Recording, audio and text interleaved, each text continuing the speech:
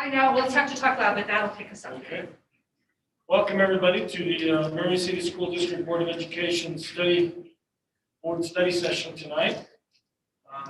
Pursuant to the Utah Code 52-4-207, the State of Utah Directives on Social Distancing, and meeting of the School Board of Education for Murray City School District will continue to conduct electronically until further notice. Members of the public are invited to participate via electronic means by viewing the board meetings at the website listed on our website page for Murray City School District.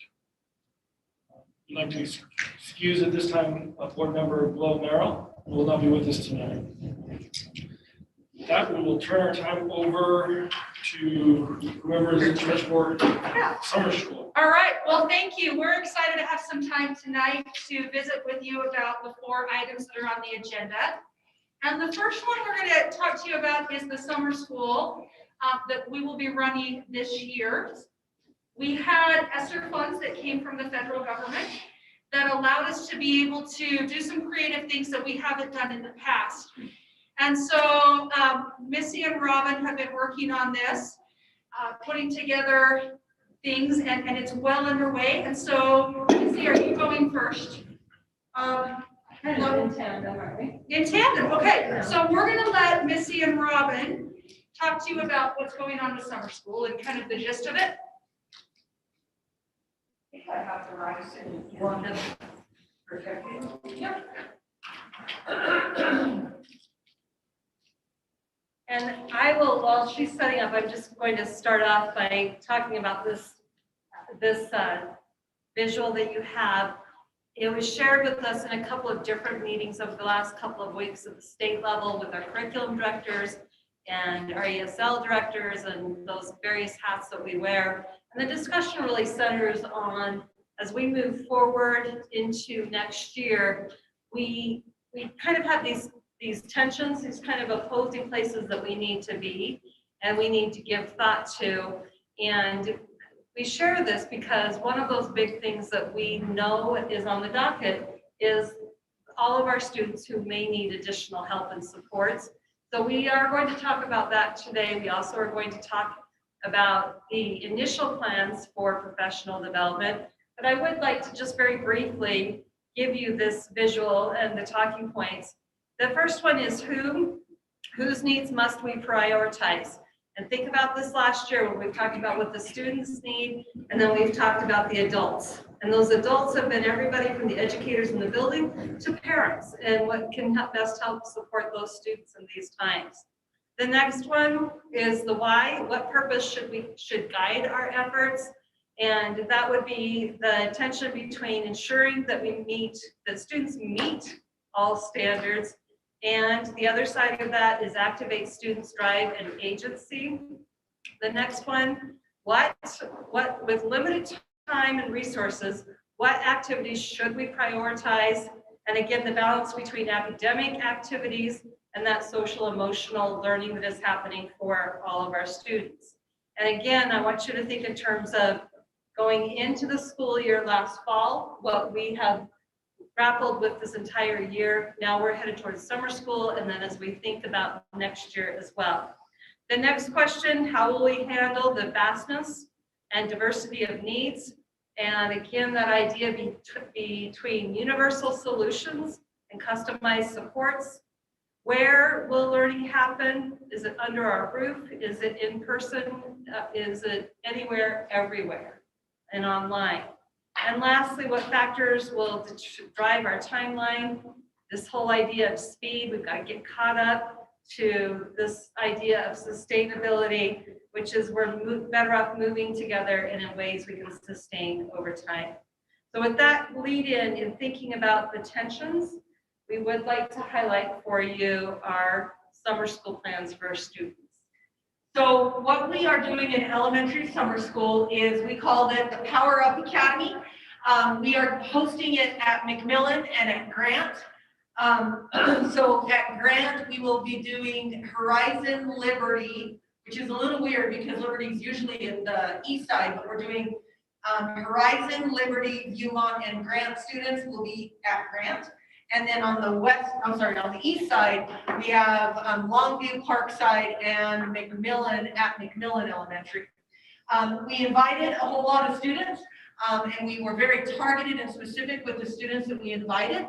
And so let me, I think I actually have a video here. I'm hoping that the sound on my computer, let me just give me 1 second. I want to make sure that the sound is going through HDMI. That way. It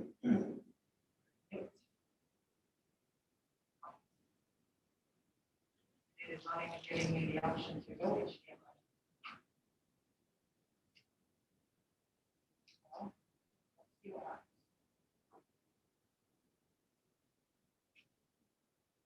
I hope this video finds you and your family well. I'm Missy Hamilton, and I'm the Director of Elementary Education at City School District. What a year it's been, right? Wow. I know you've been working extra hard at home to make sure your students have been going to school, and you've been trying to make it through this year like we all have been. Our teachers have been working hard as well to make sure our students are learning everything they need to this year, even through this crazy pandemic. If you're watching through this video, your child's teacher and your principal have identified your student as needing a little extra help in order for your child to be ready for next school. We had a lot of bumps and bruises learning this year. There were interruptions, maybe you were online and it didn't go like planned. Or maybe learning just wasn't as smooth as you would hope for you and your family.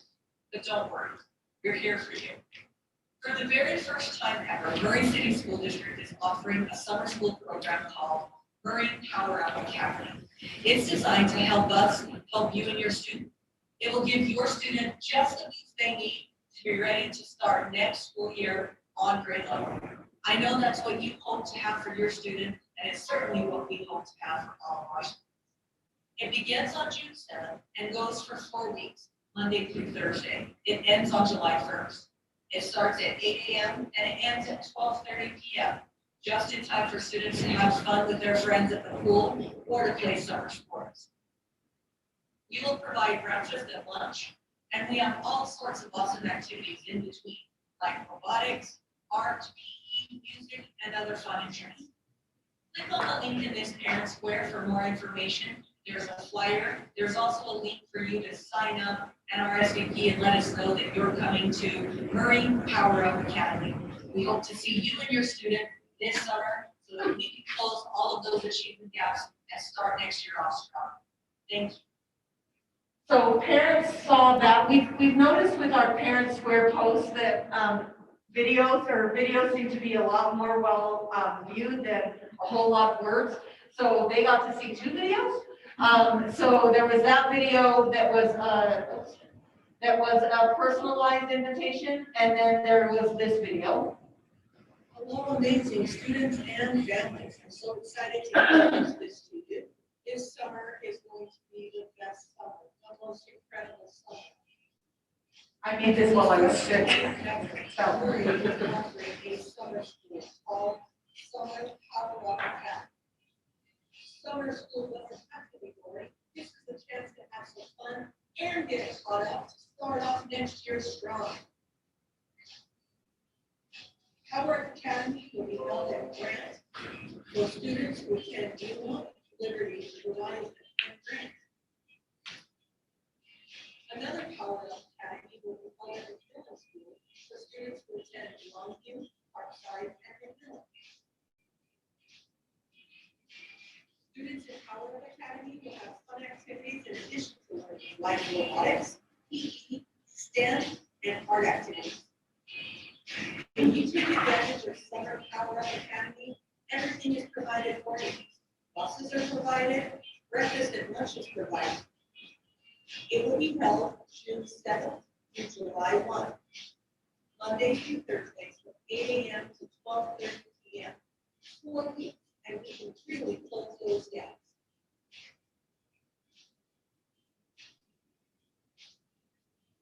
We know COVID is hard, so we want to work together to have fun, close some of those learning gaps, so that we can start next year off strong.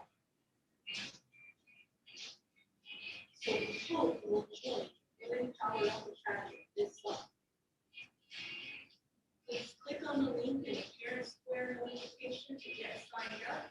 let us know if your child will be attending Power Up Academy.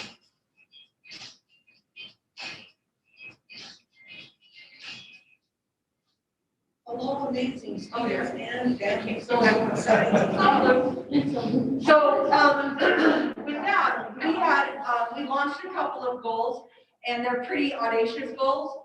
But the students that we identified are students that are far below grade level. We figured, we always do the colors, right? Red, yellow, and green. So we identified all of our pretty low reds in that Power Up Academy because we need to get them caught up. Our yellows, we're intervening on them right now. And so what our goals are, and you can't read this from that far away whenever you put a lot of text, I apologize. But basically our students in grades K through 3, we want them to reach their phonics skill. And in students in grades 4 through 6, we want them to read their end of level fluency goal. And then all of the rest of them are their math goals. So in K, we want them to nail counting and cardinality. So you guys, I'm going to give you a quiz on all of these letters and numbers, the code for all of the standards. So counting and cardinality, standards 1, 2, 3, and 5. In students in grades 1, operations and algebraic thinking, standards 1, 4, 7, and 8. We want them to, they're going to pass those off in those grade levels, okay? In grade 2, numbers and base 10. Standard 1, 2, and 3. In grade 3, operations and algebraic thinking, standards 4 and 6. In grade 4, NBT 5 and 6, and operations and algebraic thinking 1 and 2. And then fractions, and then in grade 5, fractions, okay? So we know exactly what we need them to master to get to the next grade level. And so we've got them all targeted. What I want to show you too is our schedule. So we have win time, that's this little block of time right here, from 8:20 to 8:50. So everybody's going to come and have breakfast, and they're going to do some goal setting for the day. And then they're going to, everybody, including teachers, the paras that we have identified, we're going to do win time. Win stands for what I need. And so everybody is going to get whatever phonics skill that they need, and all hands are on deck. So right now we have it so that we have class sizes of about 18, and then with the para, that brings that class size down to about 7, 8 kids. So we're going to have group sizes that are super manageable, super targeted. So we definitely want to get that win time in there. But what I'm really excited about is in between those triple and double doses of reading and math time, we also have broken it up into robotics, not computers. We actually have robots. We've got Spheros and Legos and Ozobots and Dot and Dash. And then we've got dance. And then we've got some art. I don't know if any of you know Mikey Stevenson from Grant. No, he's actually written a couple of books. He's actually, and they're picture books. He's an amazing artist. And so he's going to be doing art on the west side, and then another gal is doing art on the east side. And then we've got some music going on, done a bunch of different activities. So it's going to be pretty fun. It's going to be pretty fast paced as well.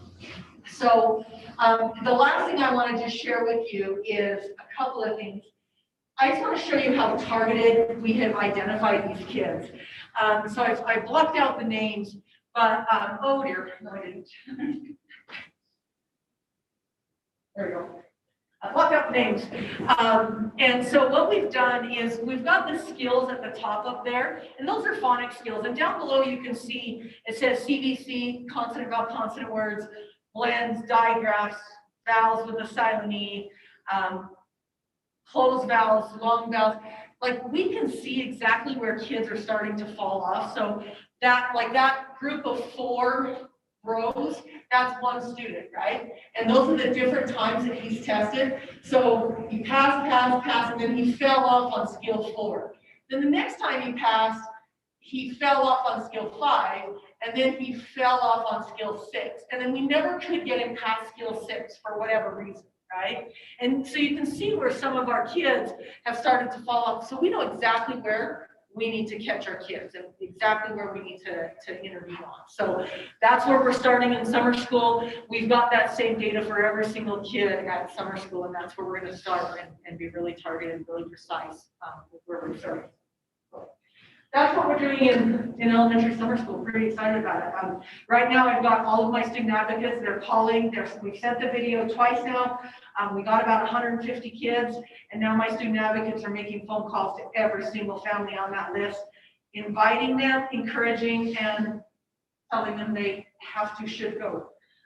So we're hoping for a really good turnout. Missy, how did you target initially? 150? So initially, we used our Dibbles data. Darn it, I knew that was gonna happen.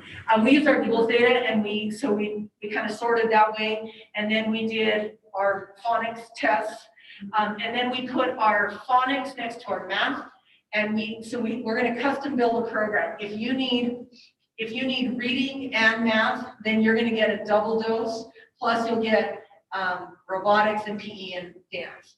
If you need reading, we're gonna give you 2 doses of reading, and then you'll get an extra special. You'll get reading, you'll get robotics, dance, art, and you'll get PE. So we're gonna custom build those tracks for all of the kids. So we're waiting for those RSVPs to come back, because Megan needs to build the bus route, and we need to build the custom schedule. How many were invited? About 516, I know exactly, 516 were invited. So you've heard back from 150. Yeah, we heard back from 150, and we've been making calls. So when I last saw, it was about 185, and my student advocates have been in that document, and it just keeps adding the whole As time. they talk to them and explain. Yeah, so the only thing I'm missing, I have about 6 kids that whose families speak Arabic, and I'm having a heck of a time trying to find an Arabic translator that is able to explain the nuances of the program. I was able to translate Portuguese, able to translate Spanish, but Arabic has been answered. And we have room for, if everybody said yes, we have room. What if we get some kids that don't? Do we go to the next level and say? Yeah, we have a waiting list. In fact, we had parents that said, I really want my other child, because it was by invitation only. And so some kids have a kid who qualified, and then a sibling that didn't qualify. We said, you can have them join. The problem is that the sibling didn't get invited for a reason, and so they'll come, but it might not be necessarily relevant to them. They'll have fun in the specials, but they'll be in a reading class that might not necessarily be geared to them. And we've been super upfront with them, with families when they've asked. And some of them have signed them up, and some of them haven't. Some of them have said, no, I get it, So, and we'll go ahead and deal with that. But yeah, I have a lot of teachers that signed up for it, and we've got the class sizes down to right where we want So them. that's like, I don't think all 516 are going to come. well, and I was gonna ask how you staffed it, and maybe it's a question for both of you. Like, did you look for volunteers? Did you go out and ask? Did you? For the teachers? No, so I had them fill out, I'm trying to find, let me see if I can find one, there it is. So I had them fill out an application, and then I said, this is all based on numbers, like if we don't get the numbers, then obviously I don't have a position for you, and they signed that contract saying that I get it. So they're all just kind of waiting and hoping, and they're willing to call because they really want the job, because it's a pretty healthy stipend for the summer work. So they're really wanting the numbers to pan out. So what I have here is the number of teachers that I would need to fulfill this number of students. And I think I divided it by, to try and keep the class sizes at about 20. And then with each teacher getting a para, that would bring their numbers down to 10. So their class sizes are at about 18. On the west side, this is how many students per grade level on the west side.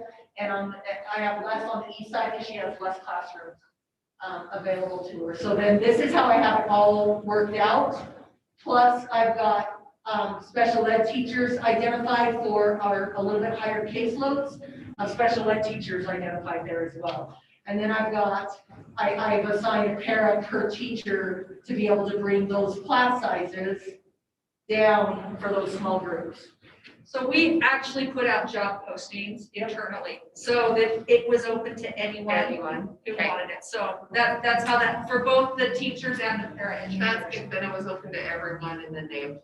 And then I actually put out a second posting to the special ed teachers because they were like, they didn't know that they could apply for it. And then when I said, I really could use some special ed folks, and these guys, just a great response from the special ed. So when you clarified, then they applied during that. So, 6. So it's been quite an articulation and a line. But the good thing is that like we're identifying the right kids. You know, it's not going to be a summer camp. Everybody's invited to come and play water games. It really is. Since we're using SR2 money, it's really got to be about that COVID loss, that COVID slide, and we're really identifying the right kids. But on the upside, there is a camp aspect by having robotics. Oh, yeah. So they can get excited about those things. So that's awesome. So this is actually one of the programs in the robotics. So they're going to learn how to do HTML in it. So they learn and they read a little bit. They kind of get walked through headers, and this is how you write HTML language. They see some examples of what it looks like, and then there's a checkpoint. And then, so they learn how to write their own code. So I had written that in. They have to have the right little syntax there and everything. Then there's a quiz. So what is it? It's written with tags. So it walks them through step by step, and then they can go and you have to debug the code. They didn't have the little doodah there. And then right after this little kind of module, then they can go into the Ozobots, or they can get into, and they can do different things like that. So on this one, but then they can get into, I'm going to skip over to the challenges. So they have to go over to a space journey. They can choose whichever, and they have to write four of these with the right code. So, I literally just learned this. Linda is great. You're not a planner. Well, but you could be a planner. No, it's super cool though. Like we had a lesson in Scouts on coding, and like the kids immediately like understood it. Their little brains thought that way, and I was sitting there going like, I have no idea still what you're talking about. But their brains wrapped around it so fast. It was awesome. So then you can play some games. I mean, this is a super basic game, so that's how you start the code. Yeah, that's cool. You know what I mean? And so then they have this exposure, and then they can go into, so then they can go into like the Legos or whatever and start building stuff like that. Anyway, they'll have fun. Any other questions about the elementary summer school?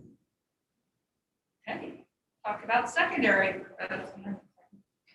What's that? I bet it's funner than secondary. It's different. Hey. Are you okay driving? Or Yeah, if I do the talking, That was right? me speaking like I was a teenager. Okay. So with the secondary summer school, we actually started messaging parents yesterday, and the high school actually sent the invitation to all students. And then the 2 junior high schools, we had targeted lists for that. What we are doing subsequently is the counselors have identified a list where they sent out a personal message via email to students saying, we think you should do this. We also need to talk to you. And they copied the parents on that email. In addition to that, we do intend to start using the student advocates to start calling in about a week after we've gotten some initial responses. So again, we sent it out last night about 4 o'clock, and we've already had 28 students registered. And we are excited about that turnout. I would have you, as if you'll go to the next one that shows our schedule, we did prioritize for 9th, 10th, and 11th grade, those classes that had a high failure rate at some point during the year. We also prioritized those classes we felt like were most important that the students learn in an in-person type of setting, not just something online. Many times our students who need to remediate a course are expected to do that through Northridge or through a packet, that type of thing, and yet they've not solidified the skills they need for the subsequent class. So again, we have targeted the classes that we are offering. They include exactly what you probably would expect with math, science, English language arts, and then also world civilization, as well as US history. And we will be offering biology and earth systems as well. The fun thing is we have quite a few of those classes where teachers are team teaching, or if they're bridging two curriculums, they are planning to work together, because the priority given for this instruction is not only credit recapture, but on teaching the essential standards. And our state has identified the COVID essential standards, basically saying these are the most critical skills during certain terms that students master so that they can be successful in those subsequent courses. So again, the guiding question for our teachers is just what requisite skills do the students need for the next course? If we are giving credit to them, are we certain that they can have some success as they move forward with that? And I will also tell you that they have been talking about this being highly engaging and not computer dependent. So if you've got a classroom of 20 students sitting in front of you for 3 hours, the expectation is not that they open up their Chromebook, but instead they are learning together, they're talking together, and they're demonstrating their ability to do science, math, ELA, or their history or world civilization courses in a way that's different than maybe they experienced failure this past year. And in fact, one of the things that we've talked about is because we are checking in the Chromebooks, I've asked the question of our teachers, how much do you even really need the Chromebook? Are you going to be doing things in a different way? And we have agreed collectively that they are not going to be taking home the Chromebooks for homework. So they have thought about how to have instruction that is very targeted, that includes working together, demonstrating together, and not having to do the worksheets or the other type of homework that you would typically see in some of those courses.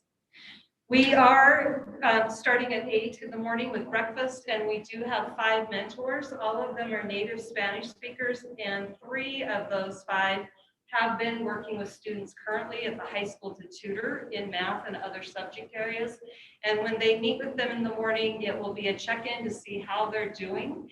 The other part of that with checking in with them as mentors is that many of these students are remediating other courses that we're not offering during the day. They might have packets or Northridge that they're doing for health or for PE or for other classes. And we do intend to have one big list where the mentors know what they're checking on with those students. So if it's one math class, great. They can talk about the one math class and encourage them. They can answer questions, they can tutor, but they also may be sitting with a student who has signed up for math and ELA during the day with our teachers, and then they have 2 other packets or 3 other packets that they need to work on, and encouraging them, answering questions, making sure they're doing okay. I also want to highlight, we know that not every one of our students are going to be able to come to these sessions, and those students will also be identified, and we will have those same mentors calling throughout the week. At least once a week, they will be having conversations with the students or the parents to say, how is your student doing, or how are you doing with these courses that you're working on from home on your own time, with really kind of the big lofty goal of saying, can we get this all done by the end of June? Because too often our students who start failing in 9th grade, they really don't reconcile that until they hit 11th grade, or sometimes unfortunately even 12th grade. And really, if you think about remediating a whole year of classes, it's pretty hard when you're coming down the pike in 12th grade and you have to get it done. I just barely talked with a family who the senior student is needing to remediate a 9th grade PE class. And, you know, again, that idea of us front loading, helping the students get back on track, one of the talking points for our counselors at the 2 junior high schools has been, if you come and you do these summer school courses, you can take all of the normal 10th grade classes and have your choices versus having to take repeated course or have packets that happen in addition to your typical school year. So we also will have lunch served every day from noon to 12:30, and again, time for mentoring. We'll have a second session from 12:30 to 3:30, and then obviously we'll have mentoring and tutoring that will happen from 3:30 to 4. But we will have the mentors there that entire span of time so that they also can go into a classroom if they're needed or whatever that might be. And that need might be determined by the teacher, or it could be when they meet with their individual students, they're hearing, hey, I'm still struggling with this math class. Can you come help me with that part of things? So the mentors are going to be a very present part of our program. Much like Missy and our elementary, we also advertised internally to our teachers across the district to determine who would be teaching these courses. I will share with you, if you'll go to the next slide, the courses that we are offering are Math 1, 2, and 3. Again, the ELA 9 through 11, Earth Systems Biology, US and World History, tutoring or checking up on other courses, and then also the meals for the students. We invited 40 students from Riverview, 95 students from Hillcrest, and Murray High School. I put over 218 students, but that's who we've targeted to follow up and say, we really think you should be there. Right now, when I tell you that I've had 28 students register, a lion's share of those are signing up for either math or ELA. And there will be a point where we have to say seats are full for those particular classes. We intend, our best intentions are centered on saying first come, first serve.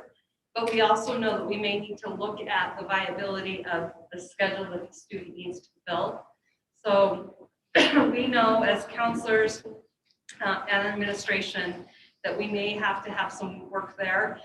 The awesome thing with this is Mr. McSwain has offered, he said, I'll teach from 6 to 6 if you need me. So we've actually talked about if we need to do a July session, or he even advocated that he'd be willing to teach from 3:30 to 5:30 and maybe do a condensed version. So we're exploring that if that does happen. So just lastly, want to tell you that reiterate that our strategy has been Parent Square went out first, and we've had 28 students so far respond. We've had the student and parent emails that are going out from the counselors. We're going to follow that with in-person calls.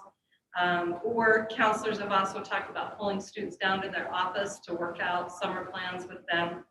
And we have 5 mentors to support the person. We are not providing transportation.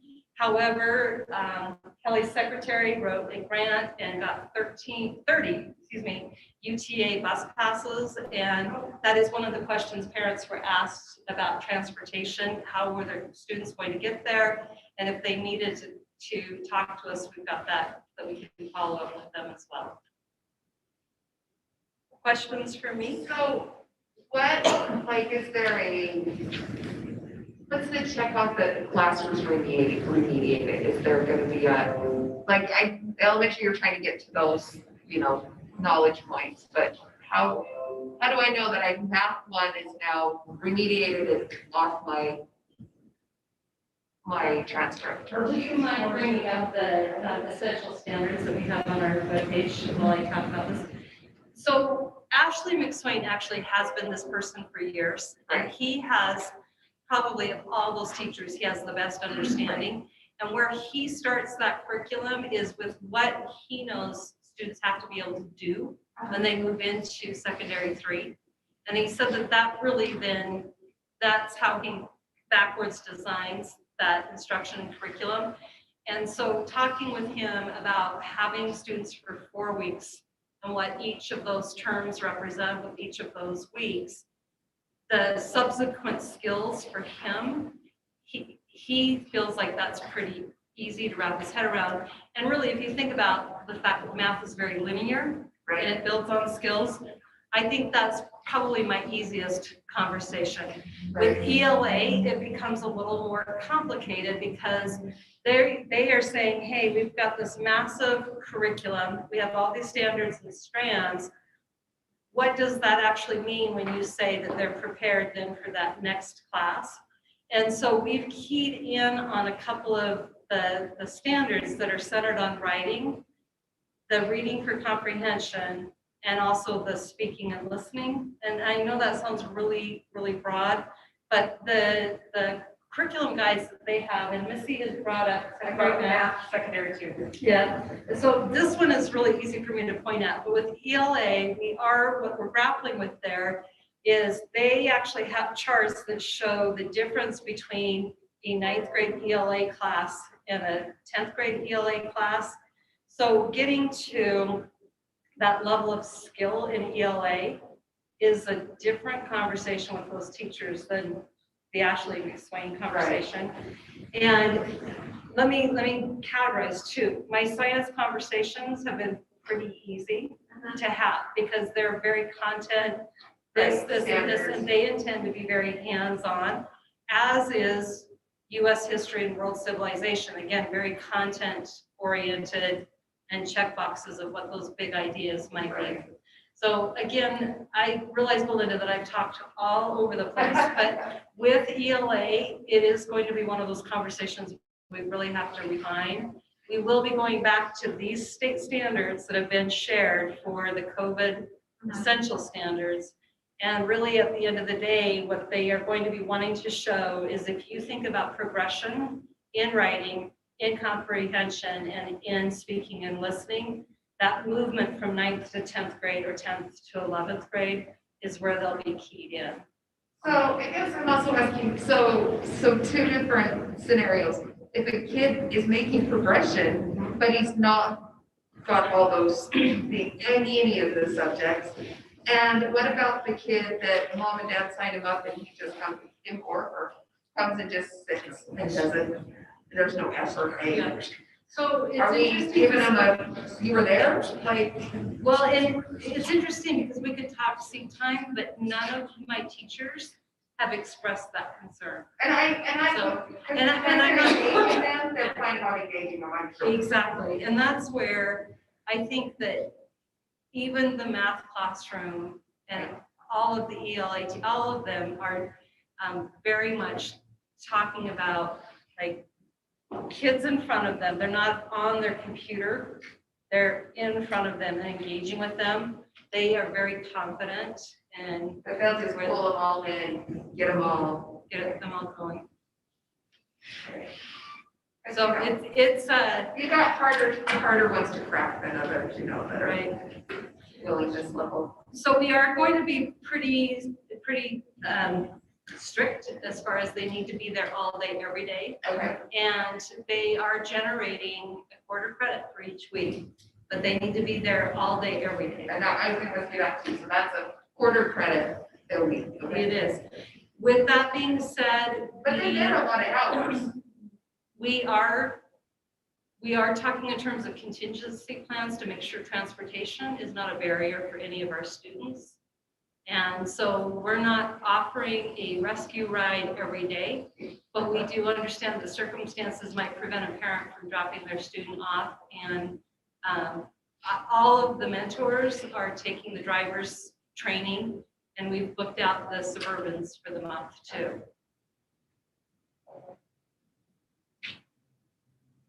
Hey, good questions. Any other questions regarding secondary or anything with summer school? I think it's awesome. Guys, work. I'm anxious to see the data, because typically summer school doesn't get great data, but I feel like the way we have targeted it, I'm excited to see what we're gonna be able to pull off. I like that it's targeted. I also like that it's appropriate, like lengths, like elementary is a month, minus weekends and stuff, and this is like 4 days. Like my kids love block classes at the university when you just count it out, like the subject I don't like. Like you can do most anything for a week. Yeah. Well, and at the secondary, this could really put some kids back on track. Yeah. Exactly. So that not all is lost, you know? Yes. So can 12th graders take those, you know how they can still, you know how they can still remediate and finish up their diploma? No, but they should all be well into their own remediation plans. It would That's be, gonna go that other route still. yeah, it'd be pretty disconcerting if they were starting June 7th. Right. Well, I have a nephew who did. He made up for about a year's worth of work in 3 months over the summer. That was not fun, but okay. Okay, At all. all right, with that, we're gonna go to our second agenda item, so we'll come back to summer PD, sorry. Yep, second agenda item is discussing our plans and what we'd like to consider for the 2021-2022 school year. It's not the 12 or 1,500 page document like. It is not, it is a one-page discussion point, so that's probably better at this point. Look at 1,622. Yeah. So we did the accreditation on Monday with the high school, and they were asking me like big things like that we've done, and Robin pointed out that we might all have like childbirth. I was like, oh yeah, that's what we did all last summer. Yeah, that was really painful. I guess I don't want to remember that. So I'll kind of start out, but all of the teaching and learning team, please contribute. And they had a retreat, or they had a meeting on Tuesday and talked about many of these things. I was out for superintendent meetings. So the first topic or thing we'd like to discuss for consideration is that first week of school. So school starts on August 16th. The State Board of Education has amended the 990 hours of instruction rule. So we do not have to have 990 hours of instruction. We do have to have 180 days. So the rule in the past has been 180 days at at least 990 hours of instruction. Because they recognize that schedules need to be flexible for different reasons, they have suspended the 990 for the 2021-2022 school year. So that's nice. So our calendar is built, it's been approved by the board, it has 180 days. With that, we would like to ask the board's consideration and your thoughts on having that first week of school half days like we did at the beginning of this current school year. So for the first week of school, having half days. So we would go until, I don't remember what the times were. And we just put on here, there's some reasons for it, especially in the lower grades. We're going to need to build some stamina with our younger kids, most likely, because they haven't done a full day. Because we're going to propose to go back full days, full time, not cut them short anymore. But there was also quite a bit of value in using that first week for some additional professional development time for schools to use. And there's going to be a lot of data that our teachers are going to need to look over to see where their students are coming in at as they prepare. So we have talked about the fact that we think there would be benefit in doing that first week, that Monday through Friday, as half days, like we did this current school year. So teaching and learning, is there anything you want to add, or? I think you nailed it from the secondary perspective, in that we do feel very compelled to not only identify data and the students that we have in front of us, but then also to be able to have some time to talk about strategies and what the needs of the students are, and to be able to do that collaboratively as a team. So we look at this idea of training, but then also that time of making sure that we're getting it right. We are, for many of our teachers, we haven't been using Illuminate at the level that we wanted to this last year, and we have enough new teachers between the brand new ones coming in and the teachers who were brand new during COVID, that we want to make sure that we're doing it right with our students. We also have a big list of other things that we only would have 5 days, but we're already saying there could be quite a few things that would be potentially super important. Just speaking from my kids' perspective, they loved it because that first week is long. It's disclosures, it's just, and then it's just long for them. And I think we're going to have kids that are like not been in school, so we can make it back and say, And they're not used to getting up as early and they're. Yeah, I mean, it's But just the- kind of, I don't have a problem with it. It's like a easy in. I think it's great. So with each of these that we discussed, tonight's a discussion. When we have our board meeting on May 13th, we'll bring these forward in a formal document to ask for approval. It's not voted on yet because it's not policy, but approval of the plan for the 2021. Elizabeth, Jerry, do you have any thoughts on that? We're okay with that? Okay.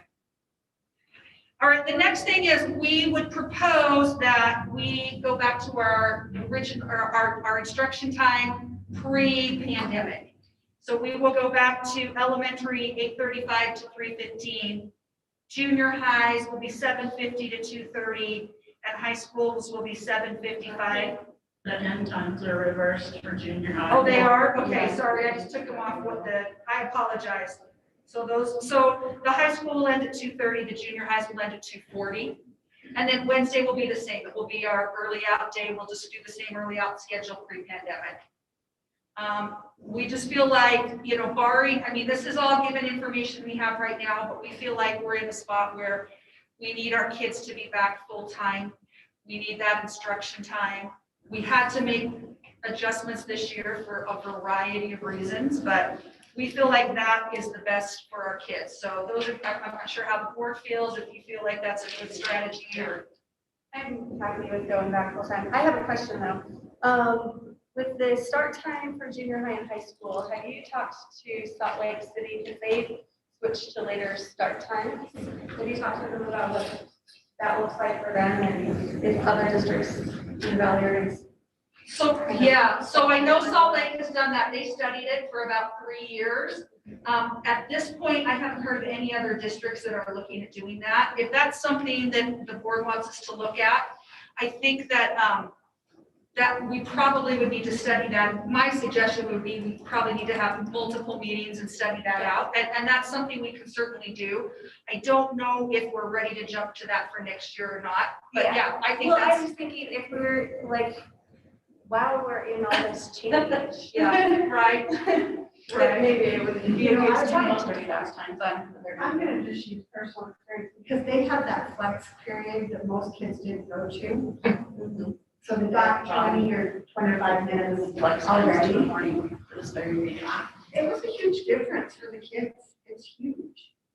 One of our complications is our busing. Yeah. Yeah, and if that's something the board wants us to look at, we can. It would mean that our elementary kids would probably either have to go earlier, or our high school kids would have to go longer into the day because our buses, we do use our drivers for both elementary and secondary routes. And so if that's something. I don't think that we have to do it right now, but I think that, something that we should keep an eye out on because I think it's a good idea to start it later. I think studying sort of there that it improves kids' scores and all that stuff. So eventually. Great. No, and I understand. Kelly was raising her hand. Yeah, so I had heard from my special ed department over there is talk in the school of moving the flex time to the morning for that, to kind of address that issue, but there's still gonna be accountability for those kids that need the flex time. So I don't know if they, See, and or not, that was the talk that I heard just in meeting with my department. I'd like to have data on how many kids that really needed it attended, because in my experience, if my kid went, there was maybe one kid in their class. That's what I've heard Or too. two. It was not used at all. So we actually, and that's kind of a different discussion, we need to make sure flex time is it's not being used for academics, basically, like, is it being used? And maybe it is, but we need to make sure it is. I think at the beginning of the class, in the morning, it sounds great, and it really worked great for my kids. But the kids who needed help never went. So it's basically 20 minutes of free time. Would you say the same thing about plus time at the junior highs? Plus time was different because it was in the middle of the day. And in plus time, they have to go to the class. Like if they use Mosh or MASH or whatever. So if you have a bad grade in math, you have to go to that. Nobody will let you in without going to math. What is it? Math, Yeah. English, math, Math, English, math, science. English, science. And it's great. So, But Well, they also prior don't to have- this year, flex time at the high school wasn't at the beginning of the day. right, and It was the second period of the Right. day, so. and that's what I'm saying, the beginning of the day, they didn't go, they just didn't go. Well, I they don't also think don't they- have I don't know vehicles in how junior well high. for the second period, but anyway, I don't know. So I think at the plus time at the junior high, I feel, based on my view, she's pretty well. So that's something, between Robin and I and Scott, we can talk to the high school about flex time, what their thoughts are, where they're going to put it, is it being used effectively for academics? If they are gonna put it at the first of the day, how are they going to ensure that those kids who need that time are there? So we can share these thoughts with them and report back Because out. ideally that would work, like if you need it, you're there, and if not, you get a 20-minute, but that's kind of an ideal. But also, I think even as a high-performing student, they can get their homework done in that, and so if they're not going, they're not doing their homework. Yeah. You know? I mean, if you have it at the first of the morning, you're just shortening your day.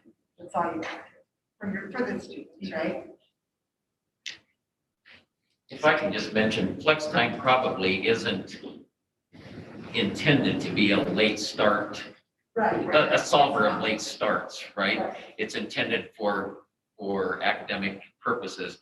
Therefore, that's why it was in the second period of the day, so that they're already there, they're accountable, much like the junior highs. So it's not there to solve the start time. It's there to really provide the academics. So I think it would be wise for us to have that conversation with the high school. This year, we did that because of pandemic reasons, and it served a double purpose. If I don't have to be there, I get a late start day, which is congruent with some of the research that's out there, right? Yeah, it gave us some of that. So again, I think we need to clarify what the use of the flex time and how that'll be used and where it'll be used in the school day. And then a separate issue that we'll need to address at some point in time would be, how does the late start figure into, or what time is an ideal start for students to maximize their education? And I know that Scott's looked at some different things where you have choice in start, so if you need to do that earlier in the day, that you kind of have an option. A lot of these kids work, and they have, or they have activities. So I just want to clarify or make sure that, are we okay going this, or do we want, okay, I was gonna say, if we want to look at something different, we can, okay. Just looking at the times reminded me about. Right, Salt Lake. yes. Right, and I definitely think it's something we need to look at and investigate and spend some time studying. I agree. I'm interested to see how sports work with that. Yeah, Well, the other times that we've talked about it, it was sports, but if Salt Lake does it, then that might be, you know, the thing that the domino. Right. The other districts. Right, if they figure out how to do absolutely so. Scott, would you be willing to lead out kind of with you and Missy and Robin on the learning options? I know you guys talked a lot about that on Tuesday. Are you okay to kind of lead out on Yeah, our absolutely. discussion on this? Sure. So this year, we appreciate the backing of the board in terms of trying to provide the most flexibility that we could for our families, given the situation we were in. So as you recall, at the start of the school year, the proposal was, how can we create flexibility, and what will that look like, so that if a student were to be quarantined, if a student were to have an extended absence, whatever that might look like. And we came up with a plan that included really 3 options. And one option was, you can be in person and at school. Another option would be, you can take them online and be online. And the third was to be hybrid, and if you missed certain days, that short video clips and the lessons would be provided for you. And our teachers have done a fabulous job of doing that, but I think they are tired, and families are tired. Everyone's a little worn out with this. As we go back in, and depending on where the health department sees everything, but right now we believe that that we're going to be in a position to have fully online, back on a full schedule. So our intention is to invite everybody, excuse me, I said fully online, fully in person. And let me restate that, fully in person coming back in the fall. And if that's the case, our offer would be, hey, let's do a full in-person option, full schedule. Now, we recognize that some families might not be ready for that. And if they are not, we're asking them to notify us and let us know, and we can help them with online. And I think Missy's already started or is working on the elementary.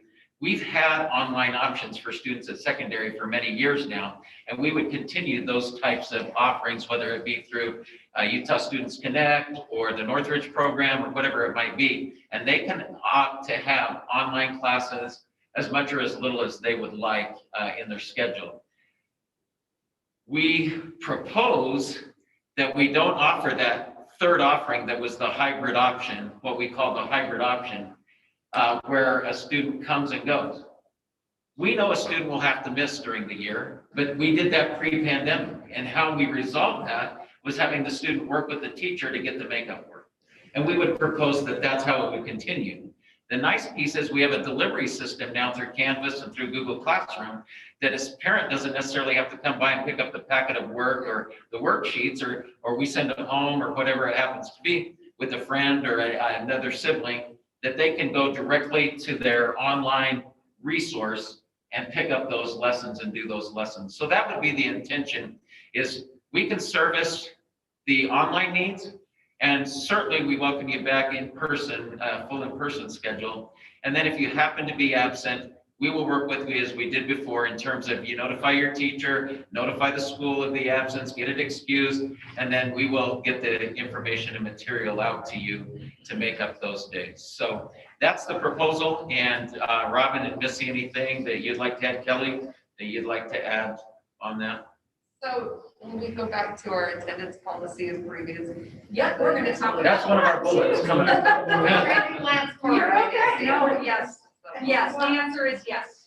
So the online, when you talk about our personal teachers, they would be back to the. Cami, great question. So we want to talk about online and elementary coming up here also on the agenda. For secondary, that would be outsourced like we've done in the past pre-pandemic. Again, there are a lot of providers that offer that. And a student, as in the past, secondary student could take a schedule that has in-person periods 1 through 5, and then maybe 6 and 7, they opt for parent, what do we call it? Parent release. Parent release, that's it, parent release. And they take their 6th and 7th periods online through a provider. And so we're prepared to do that at the secondary level. Missy, I don't know how much we want to get in or where we want to get into it on the agenda, but Missy, we've discussed and we have some thoughts on how far or how little we want to get into the full online program. So we took a poll, when they declared their fourth term learning options, we had a question on the survey. Excuse me, of if you needed to choose right now, where do you need an online learning option for fall? For elementary. And there was about 30, 35 families in every grade level that said yes, right? So about 30. Our highest was, I think, the 6th grade or the 5th grade next year. There was 39. Now, that is all based on a gut feeling, right? Like they don't know what learning is going to look like. I had a lot of phone calls where they said, well, what does it look like next fall? I don't know. Like you need to just go with what you know right now and transfer that to next August. We have no idea. And they said, okay, well, so just to cover ourselves, we're going to say yes. So like maybe cut that number in half, right? So that would be 1 teacher per grade level is what we're kind of anticipating, right? It could be way less than that. I don't anticipate it being more, knock on wood, right? That nothing happens with the pandemic. So that being said, I talked to my online teachers and they all feel like they're like, we understand, we know what we know now. The kids that are online now are the right kids to be online. Like they said, if we started the school year off with this group of kids, they're committed, they get it, their parents are invested, like we're in a really good groove. this is the right group of kids. If the kids that are online now are the same kids that said yes on the thing, we're good. So is it just a matter of paying one teacher a stipend to continue this online stuff? Maybe. Here are the lessons learned that I'm seeing. In K through 2, I don't think it's the right platform. I believe that teaching those reading skills are so critical to be in person that we're finding that we're having to redo a whole lot of stuff.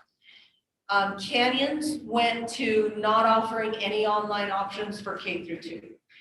They said you can choose online in 3 through 6. I like that model. I think that that's the right model. I don't think that we should offer an online option in K through 2 because what we're finding is we had to give our K through 3 teachers an extra parent in order to provide additional interventions, to provide the small group instruction, the critical phonics skills, the isolated phonics skills that you need to become a reader.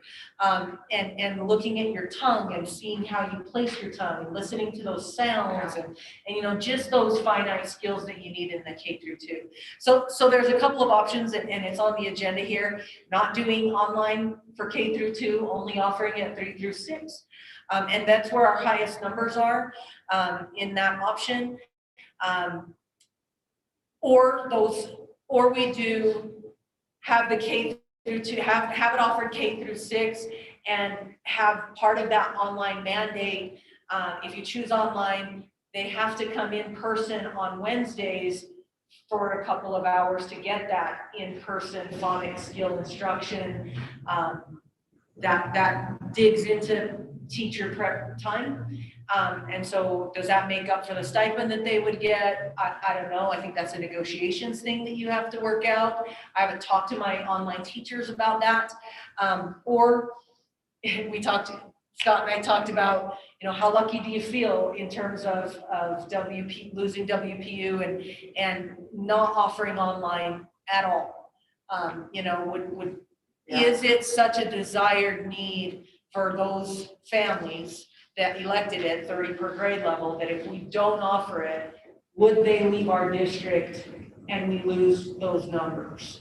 And I don't have a sense of that. You know, it's, do we risk losing our WPU to outside districts that are offering online programs? I can see that argument, and I worry about using the WPU, but I worry more about kids. And I think if you've had kids that have had success online only K through 2, their parents have some skills at home they're using to teach them, because most of us don't know.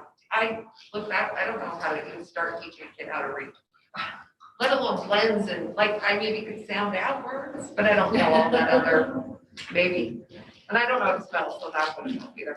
But so to me, that's like putting the child above the money, I guess, because the WPU, but I know WPUs drive everything.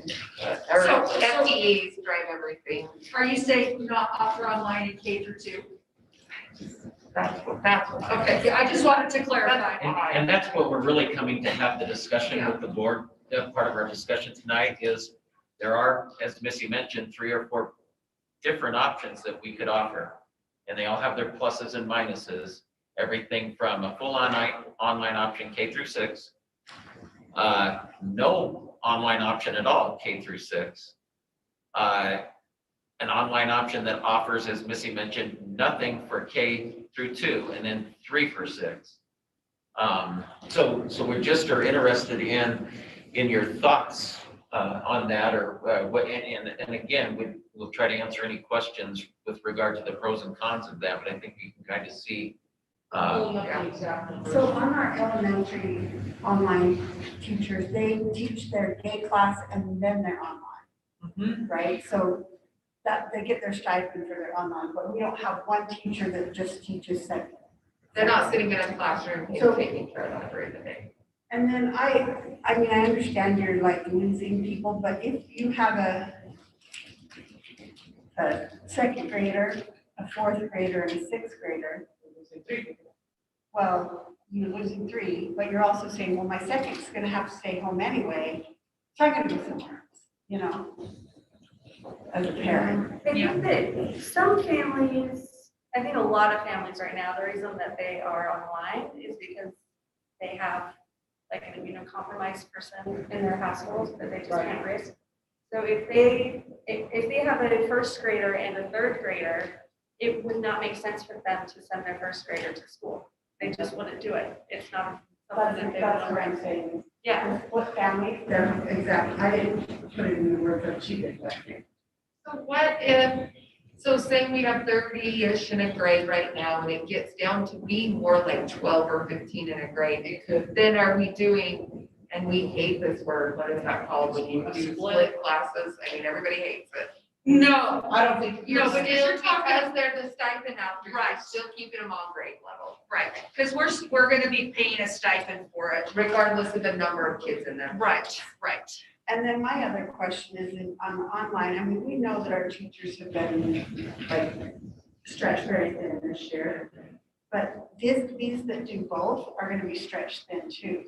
So are we giving the day classes 100% and online 100%, or is everybody getting 70 and 70? Yeah. That's a fair question. I can tell you that most of my online teachers have done an amazing job. And they have given 150%. They do their amazing in-person classes, and then on the weekends, they're recording lessons for their online kids, and then they're going back and meeting and doing feedback on their digital lessons, and that's where they're spending the majority of their time is offering the feedback. After they submitted their lessons, and then they go back and they're like recording little videos to say, oh, I see that you did this, maybe you try this, and then you can see them like digitally writing on their class kits and stuff like that. That's where their time is spent. There are some teachers that actually do better in the online environment and are shortchanging their in-person kids.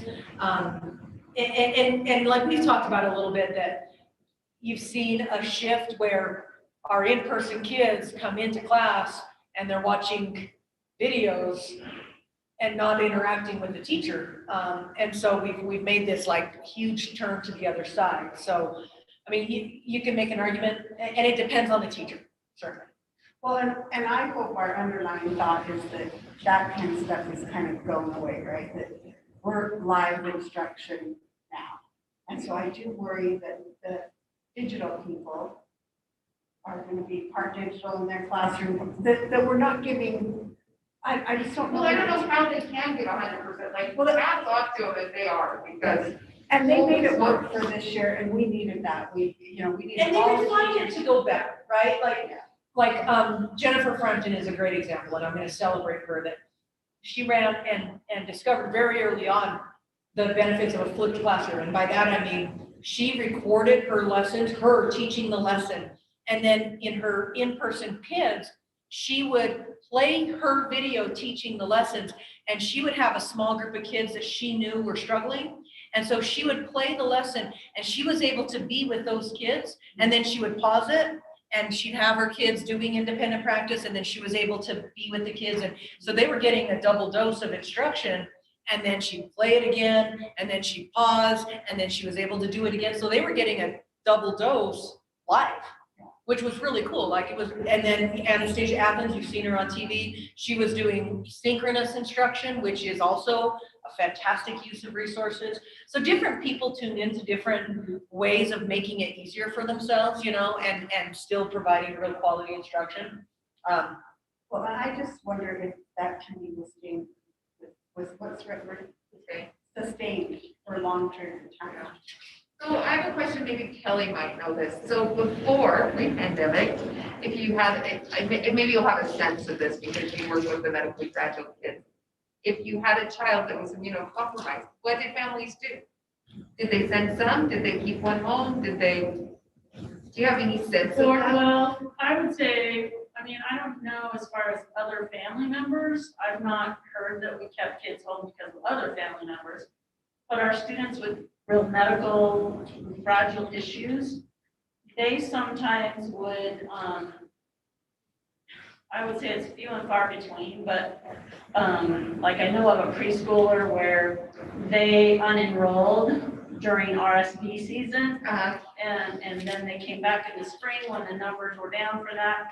So essentially they went kind of to December and then they were out, for a couple months and then back. And that was the parent choice just because they didn't want that child getting RSV and it was kind of a safety measure. And then as far as other students that are really medically fragile, they have maybe done home and hospital type services for, an extended time if the child was sick and they didn't want them to get an additional illness on top of that could compromise things. I guess I just mean like, for some of these families, that's just the reality they live in. Like, they live that every day. Like, whether we have online provided or in-person provided, that's their norm, is to keep those kids safe. Or an adult, it could be an adult in the house too, so. It was pretty rare. Yeah. Because we tried to do things through school to mitigate more than keep them home. And then is this a model that you would see moving forward? I mean, our pandemic is definitely changing, but I don't know that it's ever going to go away. Can we So sustain is a this model 15 that kid we classroom? say, we're gonna do this 1 year, or we're gonna do this is our new model, or one could offer that? So whatever we land on, we need to figure it for the long term, right? Well, yes and no. I would say right now, because we do have the funding that from the ESSER funding to close the gaps and to provide alternate ways to teach students, we can do this. My thought would be, if we want to sustain this long term, we may need to look at dedicating a teacher or two to it. And I know in one district, they have, 100 kids in the class. So the teacher teaches it, they have 100 kids. Now, we don't have that because we don't have that many kids. So that's a challenge for us. So we might have to say, you're going to be an online teacher, but you're going to teach 2 grades. We're going to have to look at it because our numbers we are not the large districts who have implemented this. We're going to have to think creatively to sustain this. So I do think we are going to need to offer some sort of an online for next year. I think there are families who are still going to want it. It may be a small amount, but I do think there are still families who will want that. As far as sustaining it long term, we would have to look at how we would want to do that. We would have to look at how do we have the FTE. We would have to take, our existing FTE and reallocate that. That would be my thought, but. How many kids in first and second grade responded with, their parents responded with yes? I'm not sure. Missy, do you have that data in front of you? I'm sorry, what was How that? many first and How many- second grade students? I'm sure you don't have the I got kindergarten, but I do. you do, okay. How many K through 2? So I don't have K because I rolled it up. So next year's first grade is 25. Next year's second grade is 32. So that's So there's still a significant. 757. So like I said, 1 teacher per grade level. The highest one is next year's 6th grade, which is 39, which is still manageable. Which hopefully will go down. No, I just don't feel like we should eliminate the K through 2, and I understand the reasonings, and if they need to come in for additional, like phonics work, I think that's a good way to do it. I don't think that we should take that option away from families. And I can live with that as long as we are providing them with additional resources. Like this year, we've had additional online paraprofessionals, but I do think, and I can totally give that a hug. My online teachers would say, we have got this down and we can make this work. I think, again, the consideration would be the long-term financial implications, because right now, we're giving them a really healthy stipend and they love it. Well, I think just this year for elementary is fine. Yeah, because next year, do we end up with 10 in a grade or 5 in a grade? That's just not sustainable for us. And then they've got to go to another option, and there are other online options. Yeah, I think at least until the vaccines are open for the kids, then that rolls out for elementary school kids, I think we should just at least offer it to those who need it. Misty, do you think that we have one teacher per grade level of our current online teachers who would do it next year? Oh, absolutely. In fact, I think that I would have a fight.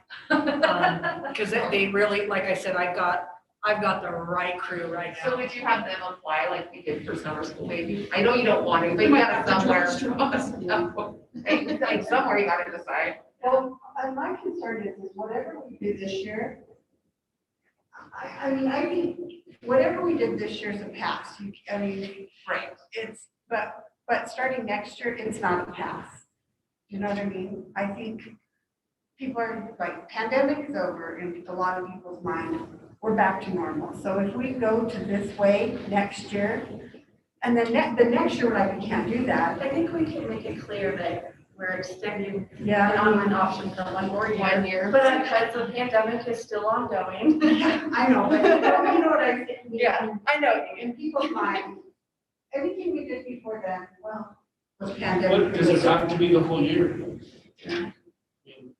We I guess it does. changed several times. And I just Yeah, want. and that is one thing that I will ask is that they have a semester commitment, Yeah. not a quarterly commitment. That will. I agree with that. I agree. Halfway through the school year, maybe everybody's kind of, okay, it's safe, no problems. Yeah, what if there's a threshold if we're below like a 10-kid classroom or a 5-kid classroom at the semester, we have to dissolve. So, oh, go ahead. But I guess, is there always, if there was not a pandemic, and the pandemic was magically cleared, which a lot of people think. Do we want to be in the business of opening up? Yeah, are we in online school? Yeah, that's the real question. Yeah, I know. I mean, I don't think we're big enough to be on that. So if we're not an online school, do we make it hard hit now? So, go ahead. Sorry. I think we need to do it for one more year. I really do. I think that we still have, I've talked to a few families who have said, until my child can get vaccinated, I don't want to send them back. And not knowing when that's going to happen, I really feel like we need to have one more year. That's my personal thought. I think we need at least another year. We've actually built it into our ESSER funding. We've got it covered. So that has been built into our plan. That would be my personal. So let's talk a little bit about this, like Wednesday, they come in to get phonics. It sounds like, then I worry about teachers not getting that professional development time, but what's the upside? and I can have the teacher work that out and decide when they can pull them in for additional phonics instruction or in-person phonics instruction. And parents might not want to. It would just be on a need basis though, right? I feel like it should be on a need basis anyway. I just can't, the teaching those little guys. Yeah, I don't think it can be on a needed basis. I think you need to get explicit phonics instruction at some point. I need to tool around with that. That was just an option. I just wondered what the up and the down was about. Let's maybe throw out the idea and let's just see where we stand on this. If we were to offer some form of in-person once a week or the Wednesday, during that afternoon or whatever that may look like, originally we had talked about possibly all kids coming in K through 6, but I think we've narrowed it down that the needed area is K2. And so that would shrink the number of kids that actually have to come in for that explicit work like that.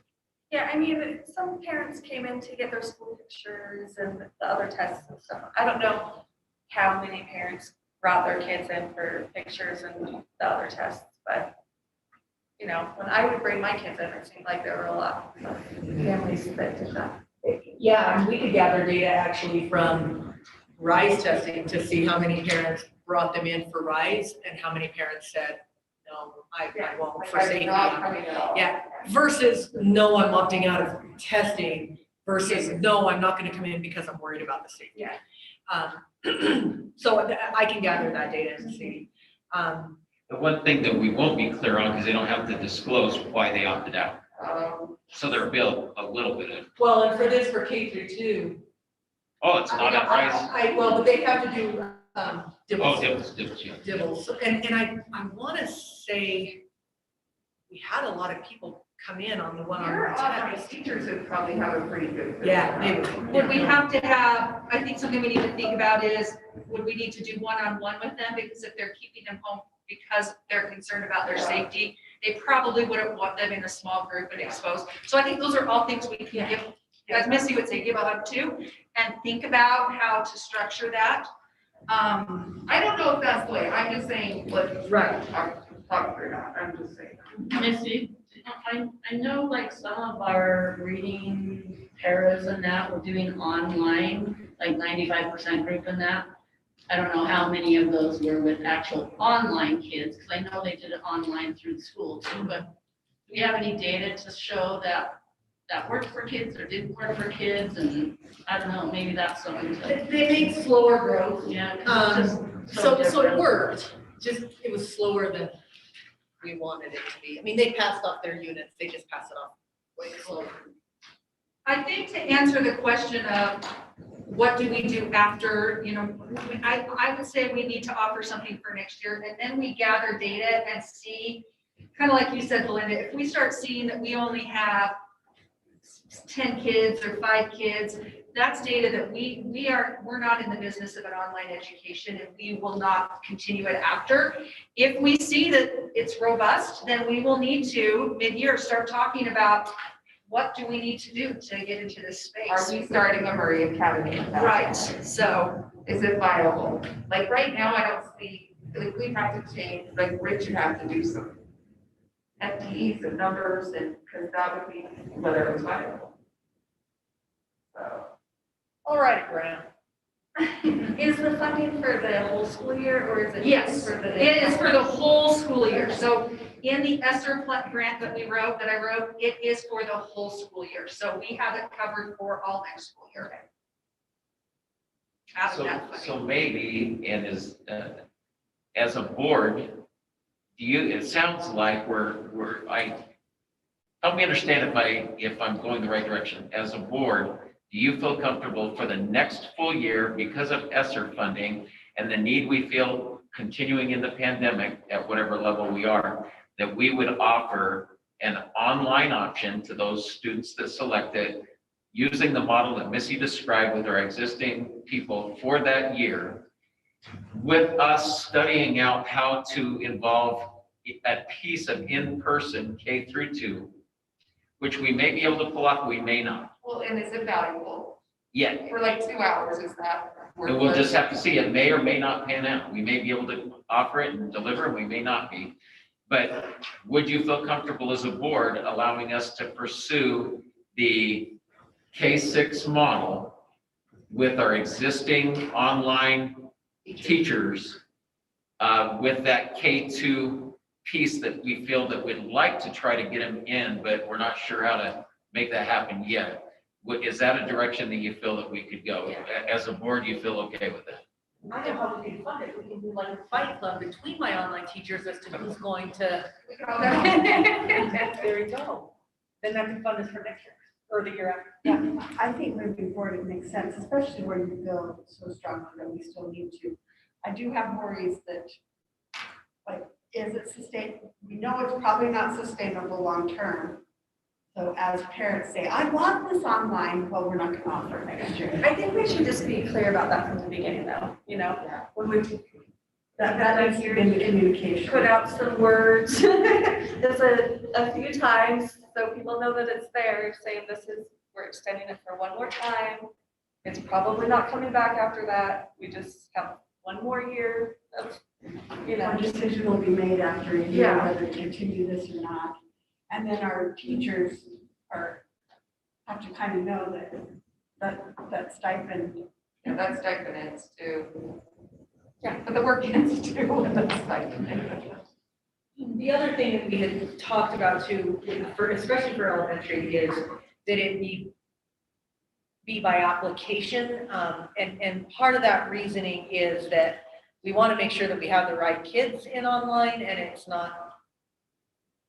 It's easier to stay home because I don't have a way to get you to and from school and provide daycare to other children. Yeah, because That's the honest truth. Yeah. That's- Thank you. Because that was problematic this year. I mean, we spent a lot of time and a lot of outreach dollars, working with families and partnering with families to get them back to in-person instruction. And like I said, right now, the cohort that we have in online, they're the right kids with the right levels of support, getting the right services that they need. And again, they might be family members that are even immunocompromised and stuff like that. So. I agree with that. Let's make sure we're giving the kids that need to be in class. I'm going to backtrack to secondary for just a second. I've kind of lost question. When it was pre-pandemic, we kind of had talked like, this is going to change education. More to an online model, maybe. I think that's kind of been, I don't know if debunked is the word, but is there any value at all for us to offer an online model at a secondary level, or do we have enough resources to outsource? And I think we're well equipped with the options to outsource.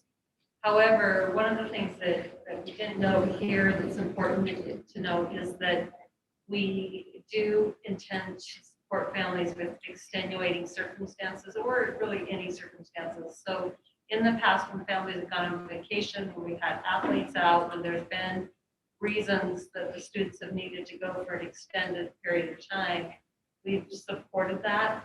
Although if you think about an extended vacation several years ago, students would go around from teacher to teacher, and some would say, oh, worry about it when you get back, and then they get the pile of stuff. Or this teacher would give the pile of papers, or this teacher was well organized and said, here's your Canvas course. Yeah. We feel really confident that we've diminished that down to say we have a Canvas course, and here's where we warehouse all of those assignments and worksheets and things that can happen. We talked a little bit about kids who might be suspended from school or home in hospital, those ways that we can support them. And so even though we're not intending to have an online offering using our teachers, we feel like we can do the best of both worlds, whether that is completely online and here are your choices of how to get that, or there's just this bump for whatever reason. Even Kelly, you talked about that immunocompromised kids might even be that circumstance too, where they can get. Well, we will still have some kids that are quarantined for COVID or exposure. There will be some that are. It's almost like you're taking the best things you've learned, though, and leaving those online options still available, but we're not trying to run both worlds all the time. So Cami, and maybe I hope I'm addressing the question that you asked. Are we in a position where our secondary schools should offer a fully online, we should be in part a fully online school, offering that in-house, so to speak. Superintendent Covington and I actually talked about this 2 or 3 years ago, that we were thinking, just with the wide variety and what was going on with online instruction, that may be something that we needed to look at. Again, I think through this process, we've seen that the numbers probably are not there at this point to support a fully online in-house school. That probably our outsourcing, we have the capability for the numbers that we have right now to outsource as we see it. That could change as education evolves and how this all plays out. But I think going in certainly into next year, and even with ESSER funds, we feel very confident that most of our kids, the numbers are showing that most of our kids plan to be back in person, barring any upticks in any numbers or anything. And if that's the case, the numbers that want to be served as a fully online student are pretty minimal right now. The numbers that want to be served on an online class or two in here and there, and how we can outsource that, those numbers are higher than just our fully online, those that are interested in fully online. So I don't think that we're in a position where we could reasonably sustain that kind of model and endure the funding right now.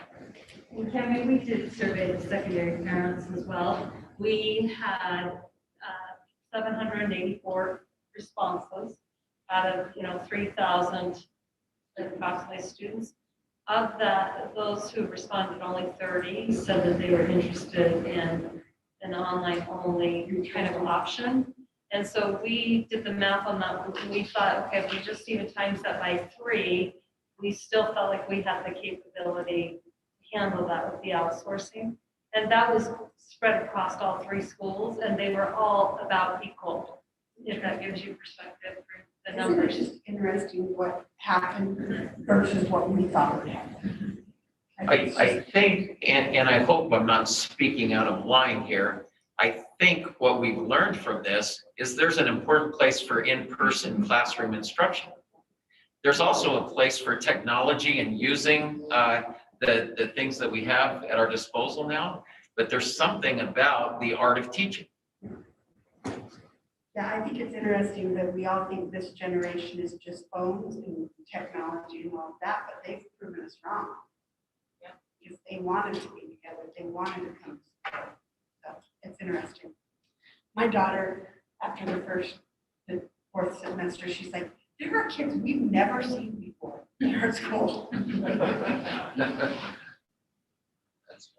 So I think that gives us enough that we can talk, and then we can bring some things forward at the board meeting on the 13th to kind of solidify that. So Belinda, you asked about attendance, and so we will be bringing forth some updates to our attendance policies at the May 13th meeting. But Darren, do you want to talk just a little bit about our intent with student attendance? As far as where we're gonna go, yeah. So we're trying to, Carol and I are just starting to sit down. We just started to sit down and talk about what we want to do and how we can be preemptive, because there's been some legislation passed as far as like student mental health days. It's gonna make it a little bit more difficult. There's also a moratorium on truancy referrals for this next school year. During the second half of the year, we've had some attendance hearings here at the district office, and Missy sat in a number of those. These have mostly been elementary with Carol and I, and we've had some pretty good success. And so what we're gonna aim to do is get intervention earlier. We'd wait till 15 absences to have a district hearing. We're gonna bump that down to 10, and see what we can do as far as getting out there, because a lot of the problem becomes, especially with the elementary, it's a motivation and solving the problem for the parent. So we bring these parents in, they've got transportation issues, they've got other family issues, medical issues, whatever it might be.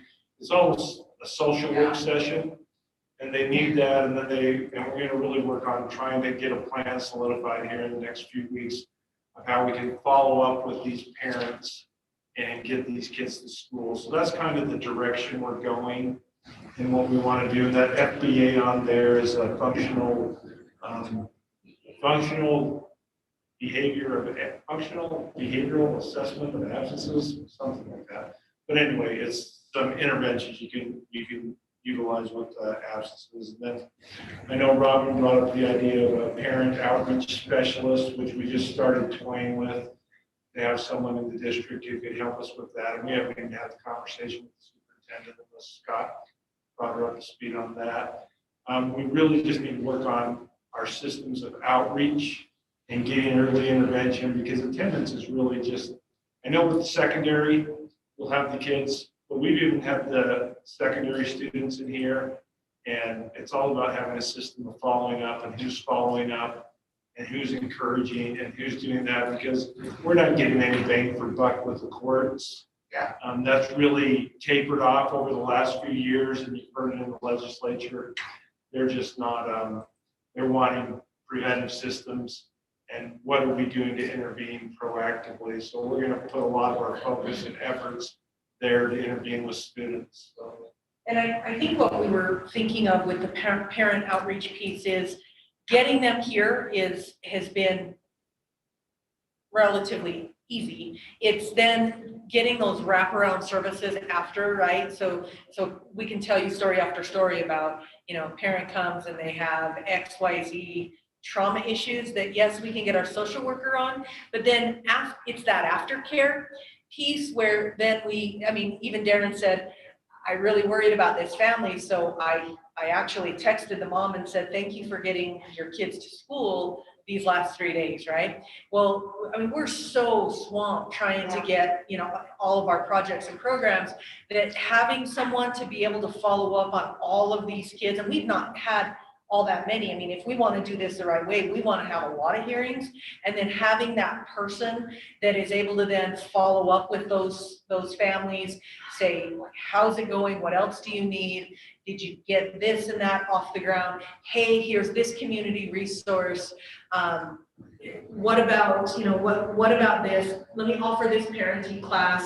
Can you do this? Here's some bus passes. Here's, making sure, just keeping on those families and getting all of those services, and then slowly weaning them off so that we can make sure that their kids are successful. And that's the part that we're missing in this hearing piece. Like, having started the hearing has been a great first step, and we've seen some success with that, but then it's that sustainability piece that we want to start the hearings, but if we do too many of them, they're going to lose their effectiveness if we don't have a model set up where we have some wraparound services that come in partnership with that.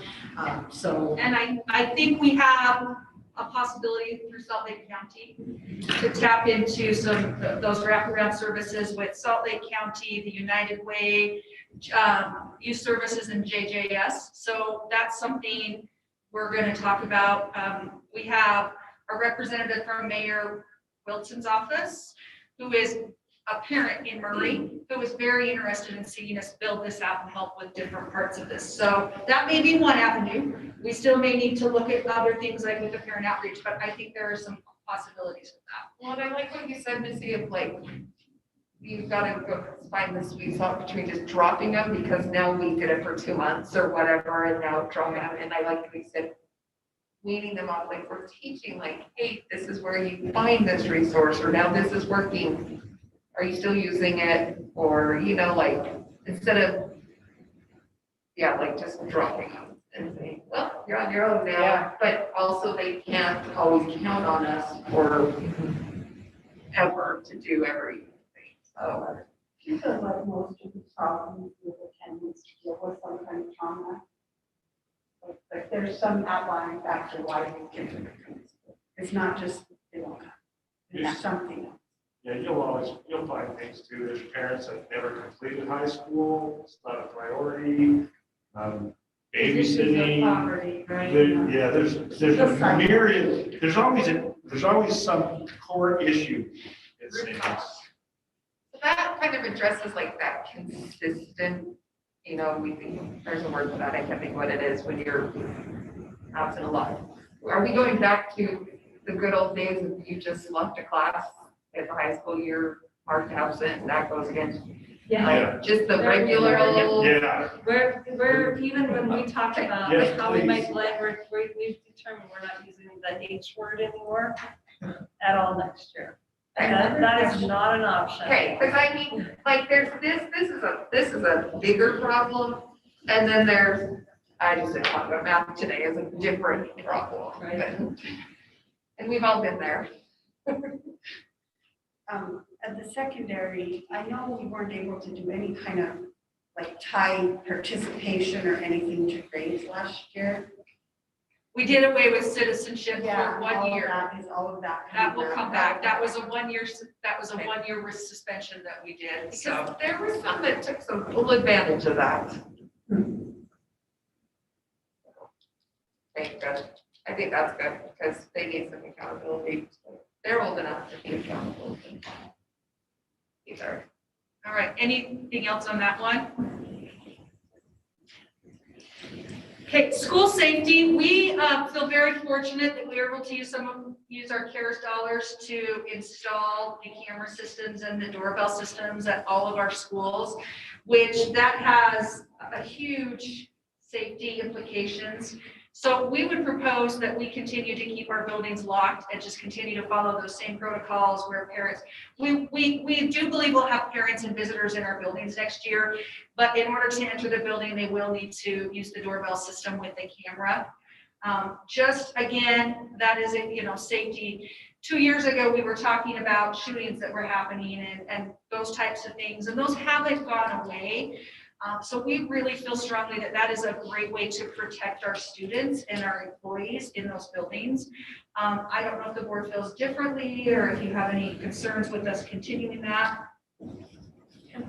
We will eliminate probably the taking of temperatures, right? Yeah, yes, well, yes, that, we don't anticipate taking of temperatures next year. We had the governor's education specialist with us at our meetings. According to the governor, he does not believe that we'll have masks next year, and the test to play will be optional. It will not be mandatory. So there'll be some things that look differently, so. But I do think that's true. Unfortunately, it's bigger in some ways than COVID about keeping our kids safe. But we know who's in the building if they have. Sad, but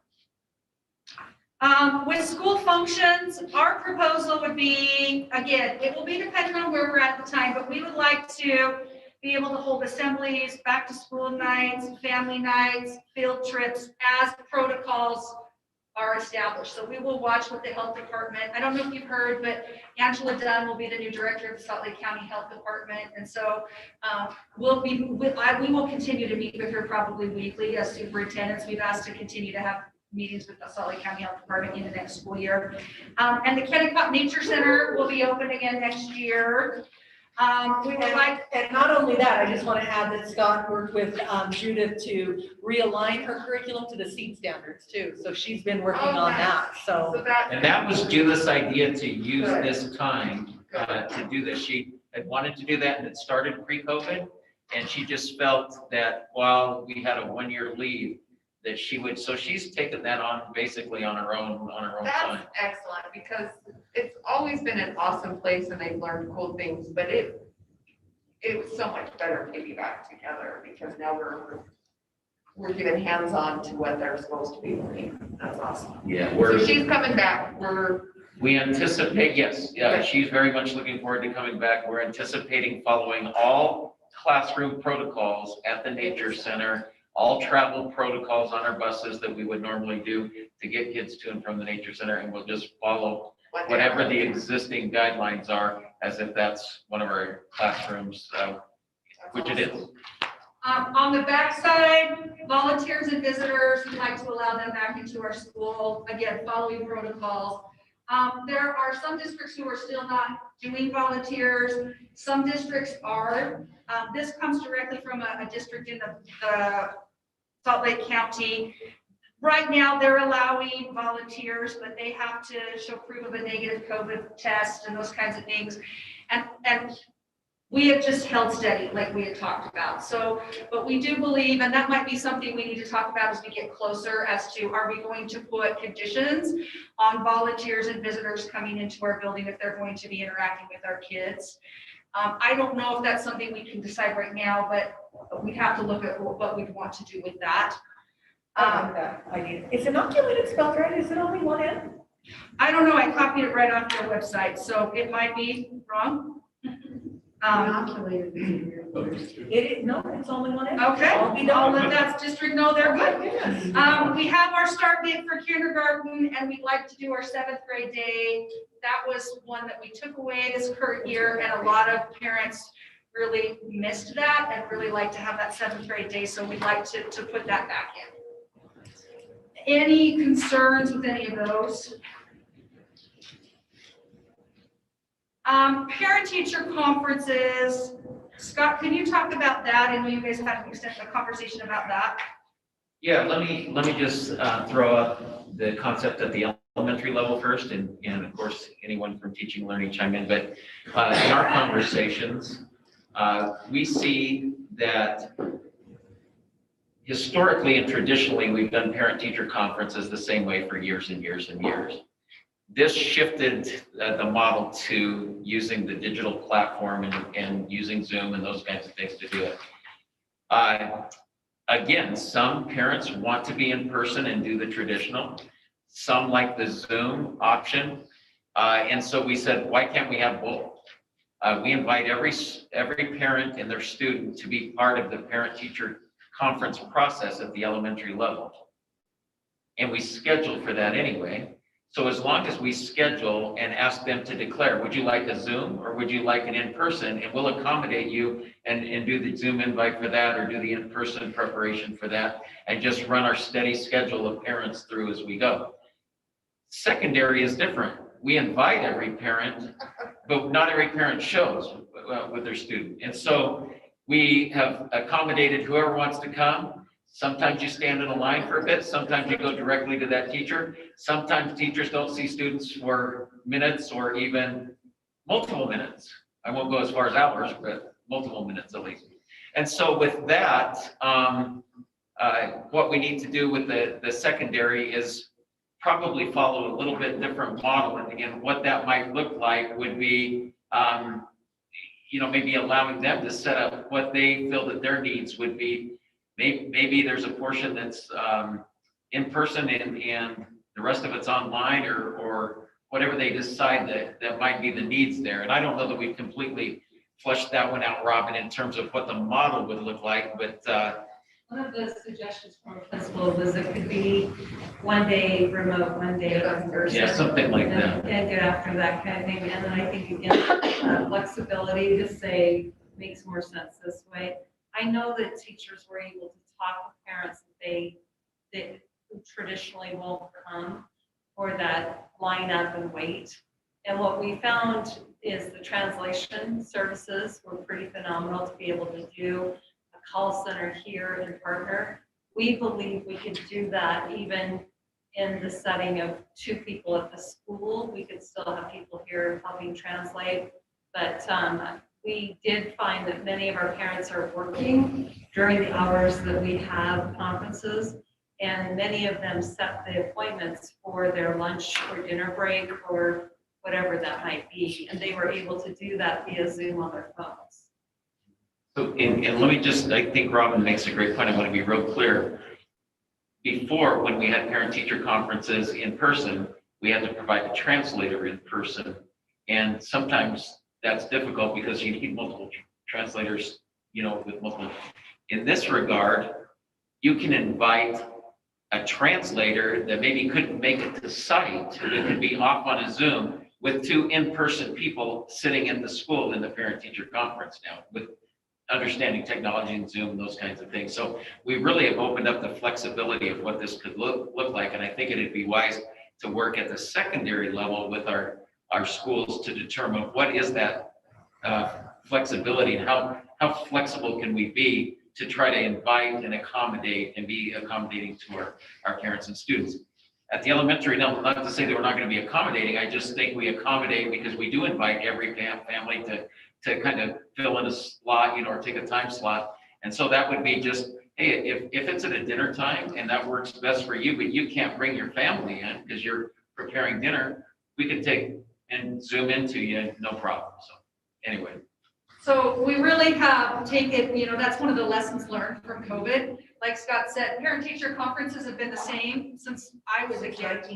Yeah, for a long time. So this has been a good way for us to look at different things. So that's what we kind of would propose, that we take the best from both of this and be able to accommodate more of our And I families. like the idea of that each school does it maybe their way. Like maybe Hillcrest and Riverview's looks maybe a little different, and especially part of the high school. We were already running into this problem pre-COVID. Like, yeah, the parents they needed to see work. Well, and Zoom worked really well for a lot of our schools, but Parkside was sitting there going, it didn't work well for us. They have the lowest usage of Parent Square also, which is funny because that's the one school that we really kind of targeted because it has all the translating ability, right? But it's because we I would actually almost propose we capture some of that time from parent-teacher conferences and throw that at the front of the year and do some parent academic teacher teams with home visits, partner home visits, whatever, so that we can get those partnerships at the beginning of the year, work with them, get them signed up on Parent Square, get them signed up on Google Classroom, show the families what to do and where to go, and really develop those relationships, because that'll make the school year go off smoother and quicker. And then maybe Zooms will be a little bit easier, right? But to try and like cold call people hey, here's this Zoom link, I hope you join us, and then like, hope you get there. It just didn't work. And like Heather said, she goes, I don't have anything to compare it to. Like, it felt like a really low turnout. But then when I looked at the data, it was about the same as when I was there. So it, Does it make sense to do some of those things you're talking about in back to school might offer? Let's set us up on Google, all these things, because honestly, even me, and I'm not very technical, but I'm like, why can I not get my daughter's stuff, Maybe we're gonna have to do a little bit of in-person back to school, like, and some outreach, So on because that it's different school night, parents. at some of those schools, it makes sense to do some training on, here's all the tools, here's how we're gonna communicate with you. In some ways, it would be a lot more valuable than what they traditionally do at that school. you have to definitely think outside the box. And Heather's willing to do it. She really has a good partnership with Fire Clay and the managers there, and wants to do some gatherings in Fire Clay Commons areas to try and get families where they are. She's ridden the buses there and stuff, like she's a permanent figure on the buses. So Well, I guess that's what I'm kind of saying, is it's not just, sometimes you're trying to do the same, sometimes we have to It do might be to a different, at a Parkside than at a Grant. Yes. That's what you want. And I think that we honor those things and say, how do we service the population of that school in the most effective manner? Yeah, and so maybe that looks a little different on teachers' time and how we compensate them for their time, like maybe it's broke out over 4 days for less time, I don't know, whatever it looks like. Let's go, what is that, would you go to where they are, go to where people are? Meet them where they're at. Meet them where they're at, that's it, yes. Awesome. So we'll continue to kind of refine and work on that. Teacher work days at the end of the term. So we have found that because the number of days was shortened from 180 this year to 174, at the beginning of this current academic year, the board put in an additional work day for our teachers at the end of each term. And we have found incredible value with that. And next year, when we're going to be doing even more data, and they're going to be needing to look at data and really see where kids are at the end of each term, and then prepare for the next term. One of the things we would like to propose is that we add an additional half teacher workday at the end of each term. So what that would look like, we've already got those built in. I think they're on Fridays primarily. What we would propose is on the Thursday, we would do a half student day, and then the other half of the day would be teacher work day. So it still counts as a day for our 180, but it does give our teachers some additional time at the end of the term. They're doing different grade books. They're doing the Illuminate grade books. They're doing Canvas, and then we've got to do things in Aspire. That's something we'd like consideration for. And Missy and Robert and Scott, I don't know if you want to articulate anything more on that. Or how do you feel as board members if we propose something like that? Is that something that you could support, or would you prefer that we not bring that forward? principals really like that idea. I like that better kind of chunked together than a lot of 1 days, like, so that you can plan accordingly for day, like childcare, like it's a 3.5 day weekend instead of 1 year, 1 parent, one. What it allowed us to do at the secondary level is we had teachers be able to do their grading and everything that goes along with that. And then we did find that teachers were really hungry to have support for gearing up for the next term. And sometimes that was with Canvas and the grade setup of their books, as well as there was opportunity, again, for that looking at data and looking at curriculum and instruction. So there was just a lot of powerful things that were happening when we had those back-to-back days. I think the most powerful thing for me was when I was in a school, at a couple of schools on a Thursday end of term. I remember pre-COVID, we just had the Friday at the end of the term was always the teacher work day. This year was a Thursday and a Friday because of what the board allowed us to do, dropping to 174 days. And I thought the real power was, I had teachers actually come up and say, thank you for allowing us to have the 2 days at the end of the term. This is what it does for me. It allows me to get the grades in, to do the collaborative time, to work on things. And I just thought that that was pretty powerful in terms of what that meant. I don't think that we want to ask, because of the 180 day, we can't, the 180 rule, we can't ask for 2 days.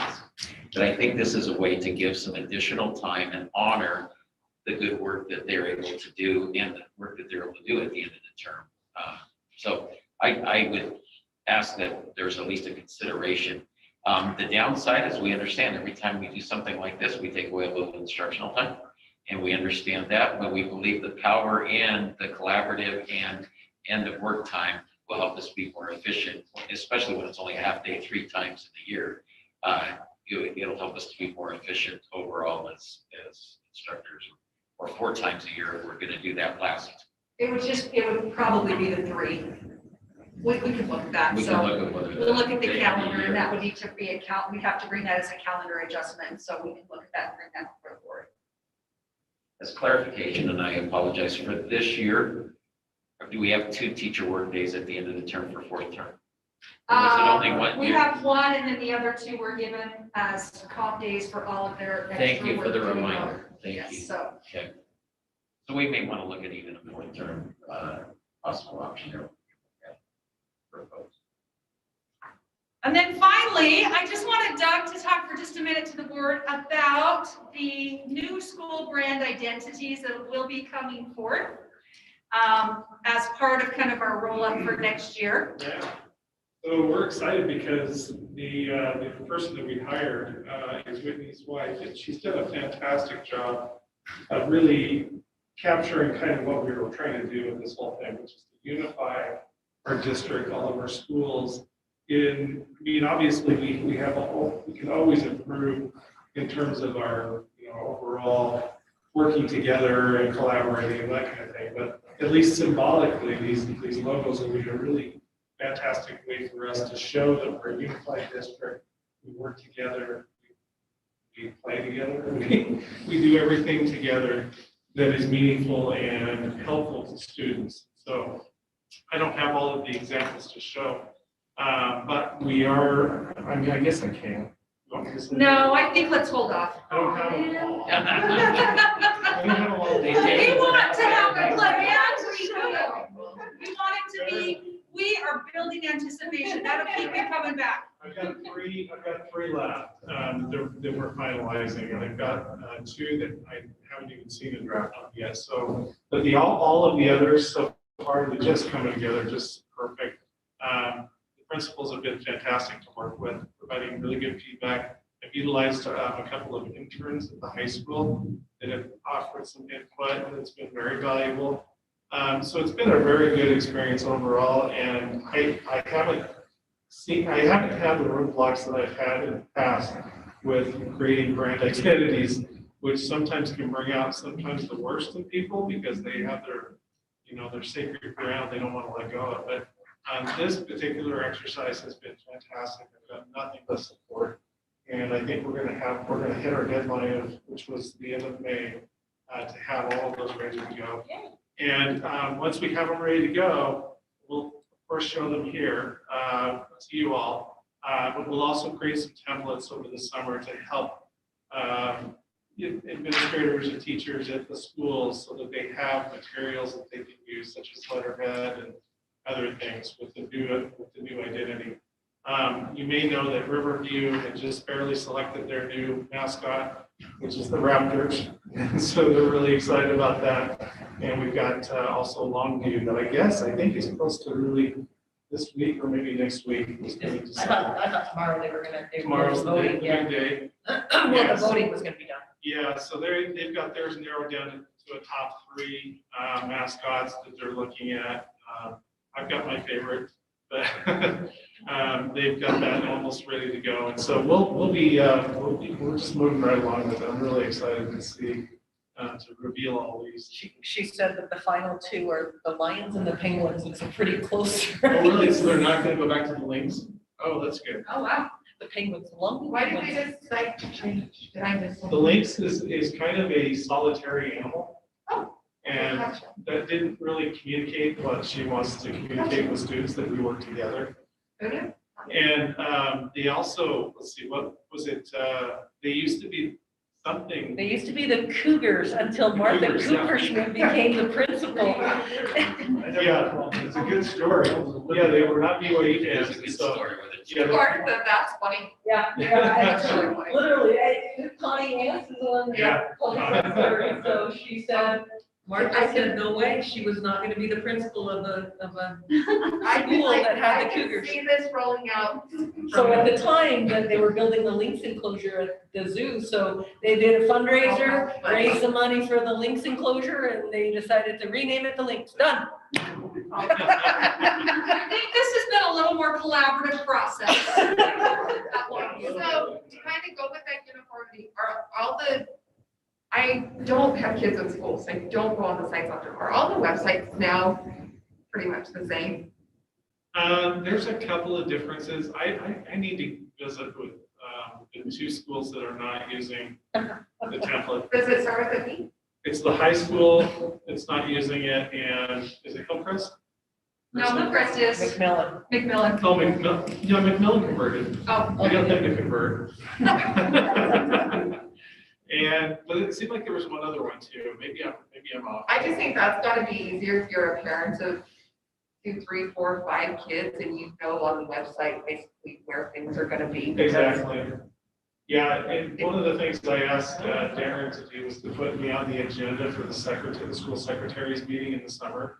Because they largely are the ones who are making the updates and that kind of thing. And so I think that might be a good opportunity for us to talk about how can we make all of our sites, look uniform and have basically the same functionality. I have gotten a little bit of pushback as I've talked to a few of them that, no, we don't want to do it that way. We want to do it this way kind of thing. And so I'm trying to delicately, diplomatically handle that. Yeah, and I feel like the high school's a different animal, like what the information they have to have on there is a ton of stuff. But even if we could get all the elementaries kind of on the same page, and then we'll, maybe the junior highs would be a little bit different than them, but yeah, that's still something that's in the works. I think we must be, if Macmillan went over, then we're all over. It was other than the high school. I know the high school doesn't. yeah, I think that's the only one left, so. I think Yeah. Scott does that himself. High schools. And I don't even know, who does theirs or. So I think Scott does it, and so maybe it would be a thing like if somebody could help him rebuild that, It's, yeah, and I could. because I don't know how he even gets that done as it is. Yeah, I could. I just don't know what his level of comfort is I don't know. with what he's using now versus what I would be throwing at him. Because I know he's not using WordPress right now. And that's what largely we're using with the rest of the district. That's what I'm most comfortable with. But I can't just project that on him. I gotta at least talk to him about it. Right, for sure. And like I said, that unless that's changed, he was doing it. Yeah, and it really does need some help. Well, it's a lot of stuff and a lot of stuff to keep updated. Yeah, it's just, yeah. Hey, just wait 4 years, I finally got it figured out. I I know, know where everything's at, it's seriously though, there's a lot of so stuff. don't change Jason it. has had good success with a couple of 3 or 4 interns, I think, this year. And he said that in the future, maybe he might entertain getting an intern that knows WordPress as well, that could help with a lot of this. That'd be That'd be a awesome. great project for a high school student to get.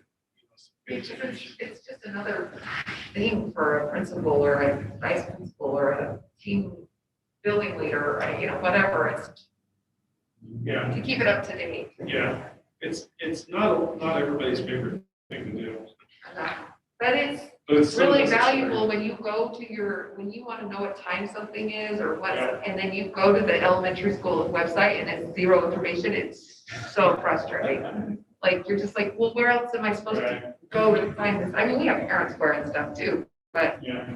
And I'm glad that we have Parents Square. That's kind of centralized a lot of our outbound communications, which is really good, yeah, really important. but that's awesome. It's just needed though. Okay, well, that was a large lift.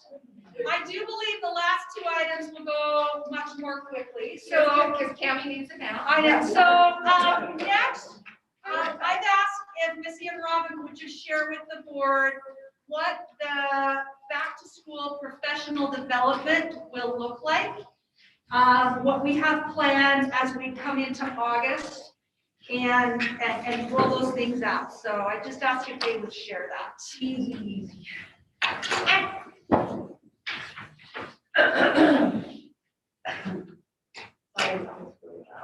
Baseball games till like 10:30. That's like way past my. Cammy goes to bed at like 8, so. Need some Diet Coke. Oh, I've had more than my share. You don't ever have to worry about that. So we last summer, we launched our PD did we launch it in June? We did, So I was talking to Jerry about it today and she called it her blackout time. She goes, from March until July, I don't remember it. That's what. And this is one of the many things that she had to do.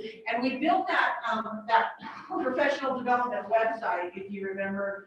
And it was fantastic. We had teachers go here and we taught them how to log their hours and taught them all about all of the different professional development pages that they could go to. And we had a lot more here that they could choose from. We decided to narrow that down, number one, because we are offering a day of training with Tom Schimmer, which we'll get to in just a second. But we also wanted to narrow our instructional foci for this year and really hone in on some of the main things. So we got rid of Kite, which was just a hub and a resource of different trainings that teachers could take, just like Canvas is also a hub and a resource of different trainings that they could take. And then we got rid of ISTE. ISTE was offering, everybody was offering all kinds of professional development for teachers. So we said, that's great. And Google was also up there. And we said, don't need that, don't need that, don't need that. UEN has a host of trainings that we want teachers to take advantage of. And then we have technology and then some of our instructional strategies and standards that we want teachers to be taking advantage of and knowing and understanding. So you're going to see this get cleaned up. It's still under construction. We've narrowed down the different topics that they can choose from, but certainly they still have access to like our technology tools, some ways for blended learning, Nearpod. There's still going to be Canvas training in here, as well as our tech level 1 and level 2 courses. So there's the level 1 and level 2.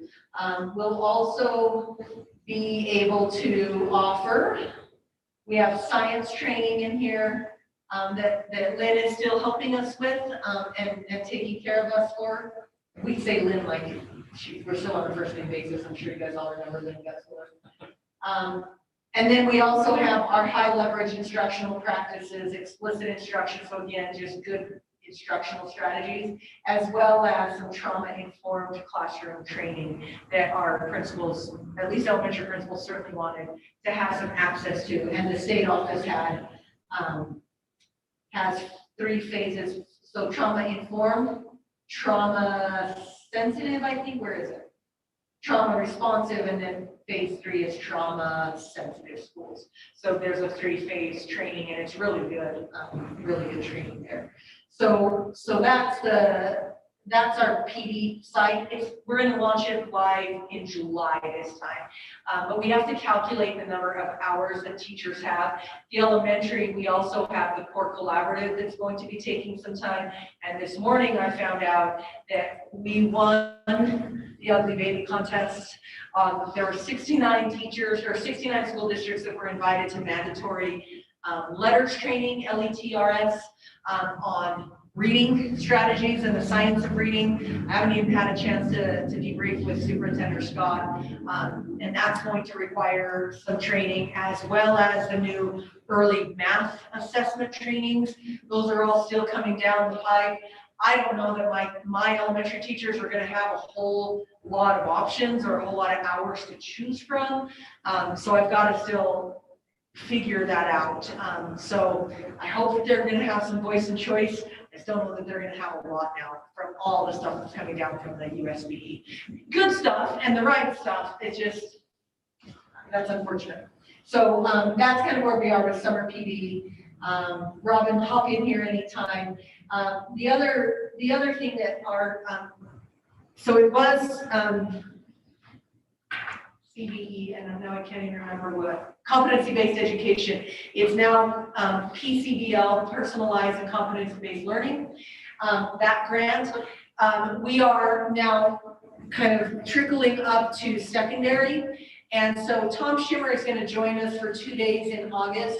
I can't remember the days, but on the Thursday of that week of PD, he's going to be joining the secondary for grading from the inside out and talking about grading practices, kind of trying to shift that course of you don't have to give an assignment every single day, nor does it have to be graded, nor does it have to be for points. He's trying to shift the bow from assignments, 100 points and percentages to assignments, feedback, and standards, and grading with equity. So that's his focus for the secondary. For the elementary, we've actually had him last year when we went to standards-based grading. And so his focus for the elementary is going to be kind of a reiteration of that, but a real huge focus on feedback, feedback for learning and feedback for student mastery. So that's in August. Robin, am I missing anything? And so then when we go to our instructional priorities, and I kind of said this already, we have early literacy. Let me get this in presentable so you can at least a little bit bigger. For elementary, we have our early literacy and early math, which is now going to be bundled into early learning. We've got pathways of progress and the letters training, which is now mandatory training that the Murray District, along with 68 other districts, are required to go to. Early math is the new math assessment, and then we've already contracted with the core collaborative, and we've been doing work all this year, and it's going to continue on next year. It's been powerful work with the math practice standards. Principals wanted blended learning, and then our work with science and our FOSS kits with FOSS Web. That's been fantastic. If you ever get a chance to go to buildings and you want to visit when they're doing FOSS investigations. I mean, if you want to see some deep critical thinking and ELA standards with science, it's fascinating. It's so awesome. In secondary, Robin, if you wanted to. So one thing that's common to the two of us that didn't make it on the list, and I apologize for that, is we do also have an initiative right now that we have 5 coaches that are going through some pretty intensive training for mentoring. And that is going to be overlaying this. It's all 3 of our secondary coaches as well as 2 from the elementary to make a more systematic approach to mentoring. And I say that because as we look at what we're doing at the elementary level as well as the secondary level, they interface with each of these things as well. We've identified obviously that continuation of best practices within Canvas.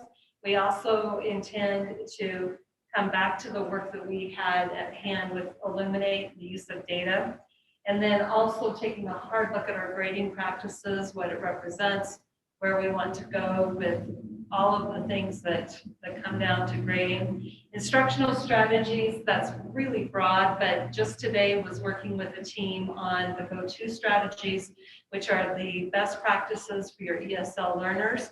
And that once we delve into those, typically people start seeing that is the engagement strategies and all the things that make sense for all of our students in the classrooms. Obviously, it was mentioned about the trauma-informed care and the social emotional learning. And then the PBIS structures gets after, again, the school support teams and how we're responding to student needs within our schools. And then on the optional side, there's, so we got the computer science grant, we got 2 of them, quite a bit of money rolling through our school. This year, I'm gonna do some really hefty training with our paraprofessionals, our computer science lab paraprofessionals. They're gonna do that Skillstruck stuff. We're gonna start it in the summer school and work out the kinks. And then they're gonna do the whole curriculum in computer lab. And then we're going to invite teachers that want to be a part of that training and get computer science standards training. They can participate. looking at the left-hand side, I'm guessing that many will want to. I do have a couple of teachers that are interested in it. But they will also get training, and the computer lab aides are gonna get training on the Ozobots. Did I mention this before? That they get to have, so the first grade, we bought all of these with those grants. Ozobots with the markers, and then Ozobots with just the regular Ozobot coding. Dot and Dash in third grade, Finchbots in fourth grade, Spheros in fifth grade, and the Lego in sixth grade, so that every grade level has experience with a robot. Did you see the schools that got their robots all stolen this week? Who did? 2 schools in Jordan District, they got broken into computers, 3D printers, robots. Bunch of Spiros. Yeah. And the teacher was ready they've been doing the prep, and they were ready to, I don't know the right words, but make the robot do What it is, Yeah. Oh. So sad. Okay. Somebody knew so let's make sure they're secure. And those Ozobots are teeny tiny. They're like, they're teeny tiny. In fact, and you know Jerry has hers, and then she made little Yoda things, and then she decorated another one with as BB-8. So, and then she was running around the district dog. So anyway, that's our PD plan. So hopefully that gives you as board members just kind of an idea, and we'll give you, if you wanted to come to anything, we'll make sure you have that. But huge shout out to Scott, Missy, Robin, Kelly for their work in putting this together. And the thing that I love is another pandemic plus is we learned that we could do some of those choose your own adventure PDs, and they could start them in the summer. That is something that we're taking and saying, how can we incorporate that? Because that was something that was Teachers love that. We got so much positive feedback from the Choose Your Own Adventure PD. So isn't the week before school is when they're gonna do most of these PDs, or how does it work? They can choose it whenever? Yeah, so they can, what we did last year and what we'll do this year, we launched it in June, and they can take it, they had like 13 hours if I remember right. 12. Yeah, so was it only 12 last year? It was 12. Anyway, so they got to choose, and they kept track of all of their hours. They submitted it on a form. They got Midas credit for it. And then that was in exchange for the week before school started. They didn't have to be in their building because and then the principals had access to the form to see who all had training, and they didn't have to be in the building during those PD times. Here's what happened in the elementary. They were still there. I don't know if that happened at the secondary level, but they were still there. I mean, not that we weren't trying to take advantage of teachers. We just wanted to give them access to the PD that they wanted. And they said, we want the tools before the school year starts. Like, we want to know how to do all of this stuff. We don't want it the week before we start school. We want it early. And so we had a ton of teachers take advantage of that early. And so that's why we did it. This year, we need to give ourselves a little more time, especially with summer school. That's why we're not launching until July 15th. So. And how do we know, like, are all the teachers doing their PD? Yeah, so we get reports in Canvas and in Kite, all of those. So you can see when they enroll, you can see how far along they are in the modules, and they have to submit assignments. It's a great question, so. All right, thank you. Last thing is school land trust plans. So for the board, the school land trust plans have all been submitted. It's a little later than normal, but thankfully things were able to get up on the school land trust website and we're ready to go. So what I provided for the board, you have a list of all of the estimated distributions for next school year. So you can just see how much each school is estimated to receive. It is based on enrollment. So you will see that. I do have all of the land trust plans printed. They're not pretty because they're in draft form until they are approved by the board. But what I'd like to do is ask board members which schools they would like to review in preparation for our meeting on May 13th. I did want to just do a quick report out. I very much appreciate the work of Missy working with the elementary principals. The elementary plans all contain primarily the same 3 goals that are around math, ELA, and science. And using our, one of the things that we've learned is RISE is a challenge for us to use as a data point. 1, because sometimes, well, it wasn't given last year, and 2, there are opt-outs and some of those things. So our schools are looking at using different types of assessments as far as measuring progress when using, fulfilling their school land trust goals. So you will see things like they are going to be measuring progress based on the quarterly benchmarks, which are our district benchmarks. You will see that we're using Acadians in our lower grades, and then in our upper grades in ELA, we're using, again, quarterly benchmarks. Science, you will see FOSS mentioned quite a bit and tied to those new SEED standards. So that was excellent, and each school will have maybe just a little bit different variation on how they're going to do that with their action plan steps, because each school has different needs. And as they've met with their community councils, they've talked about how are we going to attack this goal. So you will see that most of the goals are the same, and we want our students to be making progress and the percentages, but their action steps to get there may look a little bit different on each one. In our secondary schools, the junior high schools are focusing on decreasing the number of failing students. That's where their focus is, as well as working, I know at Riverview specifically, they put in there to help with their ELL students, as well as their special ed students, and try to shore that by lowering class sizes in core classes. So junior high schools are really focusing their goals in on decreasing the number of failures so that our students are prepared when they go to the high school, they're on track for graduation. Murray High School is centered primarily around ACT. So they are looking at increasing the percentage of students reaching the benchmarks on the ACT in math, ELA, and science. And they also are focusing on college and career readiness and graduation rate increase, looking to increase the graduation rate. And again, in each one of these, you will see that they have action plan steps that will articulate how they are going to do that, how they have met with their community council and looked at data and decided what's going to be done. With this packet that I gave you, the second page is provided by the School Land Trust Administration, and it's the approval guidelines. I provided that for you so you can see what plans need to have. I have gone through all of the plans and met with principals if we needed to adjust things or tweak things to make sure that it falls within these guidelines. However, I may have missed something. So if you're looking and you say, Jen, I think you missed this, we could totally take care of that. And then the last page that I provided for the board is the appropriate expenditures that can be used with regard to school land trust funds and the state board rule and code that goes with. So again, I've looked through all of these, I've gone through them, I talked to principals.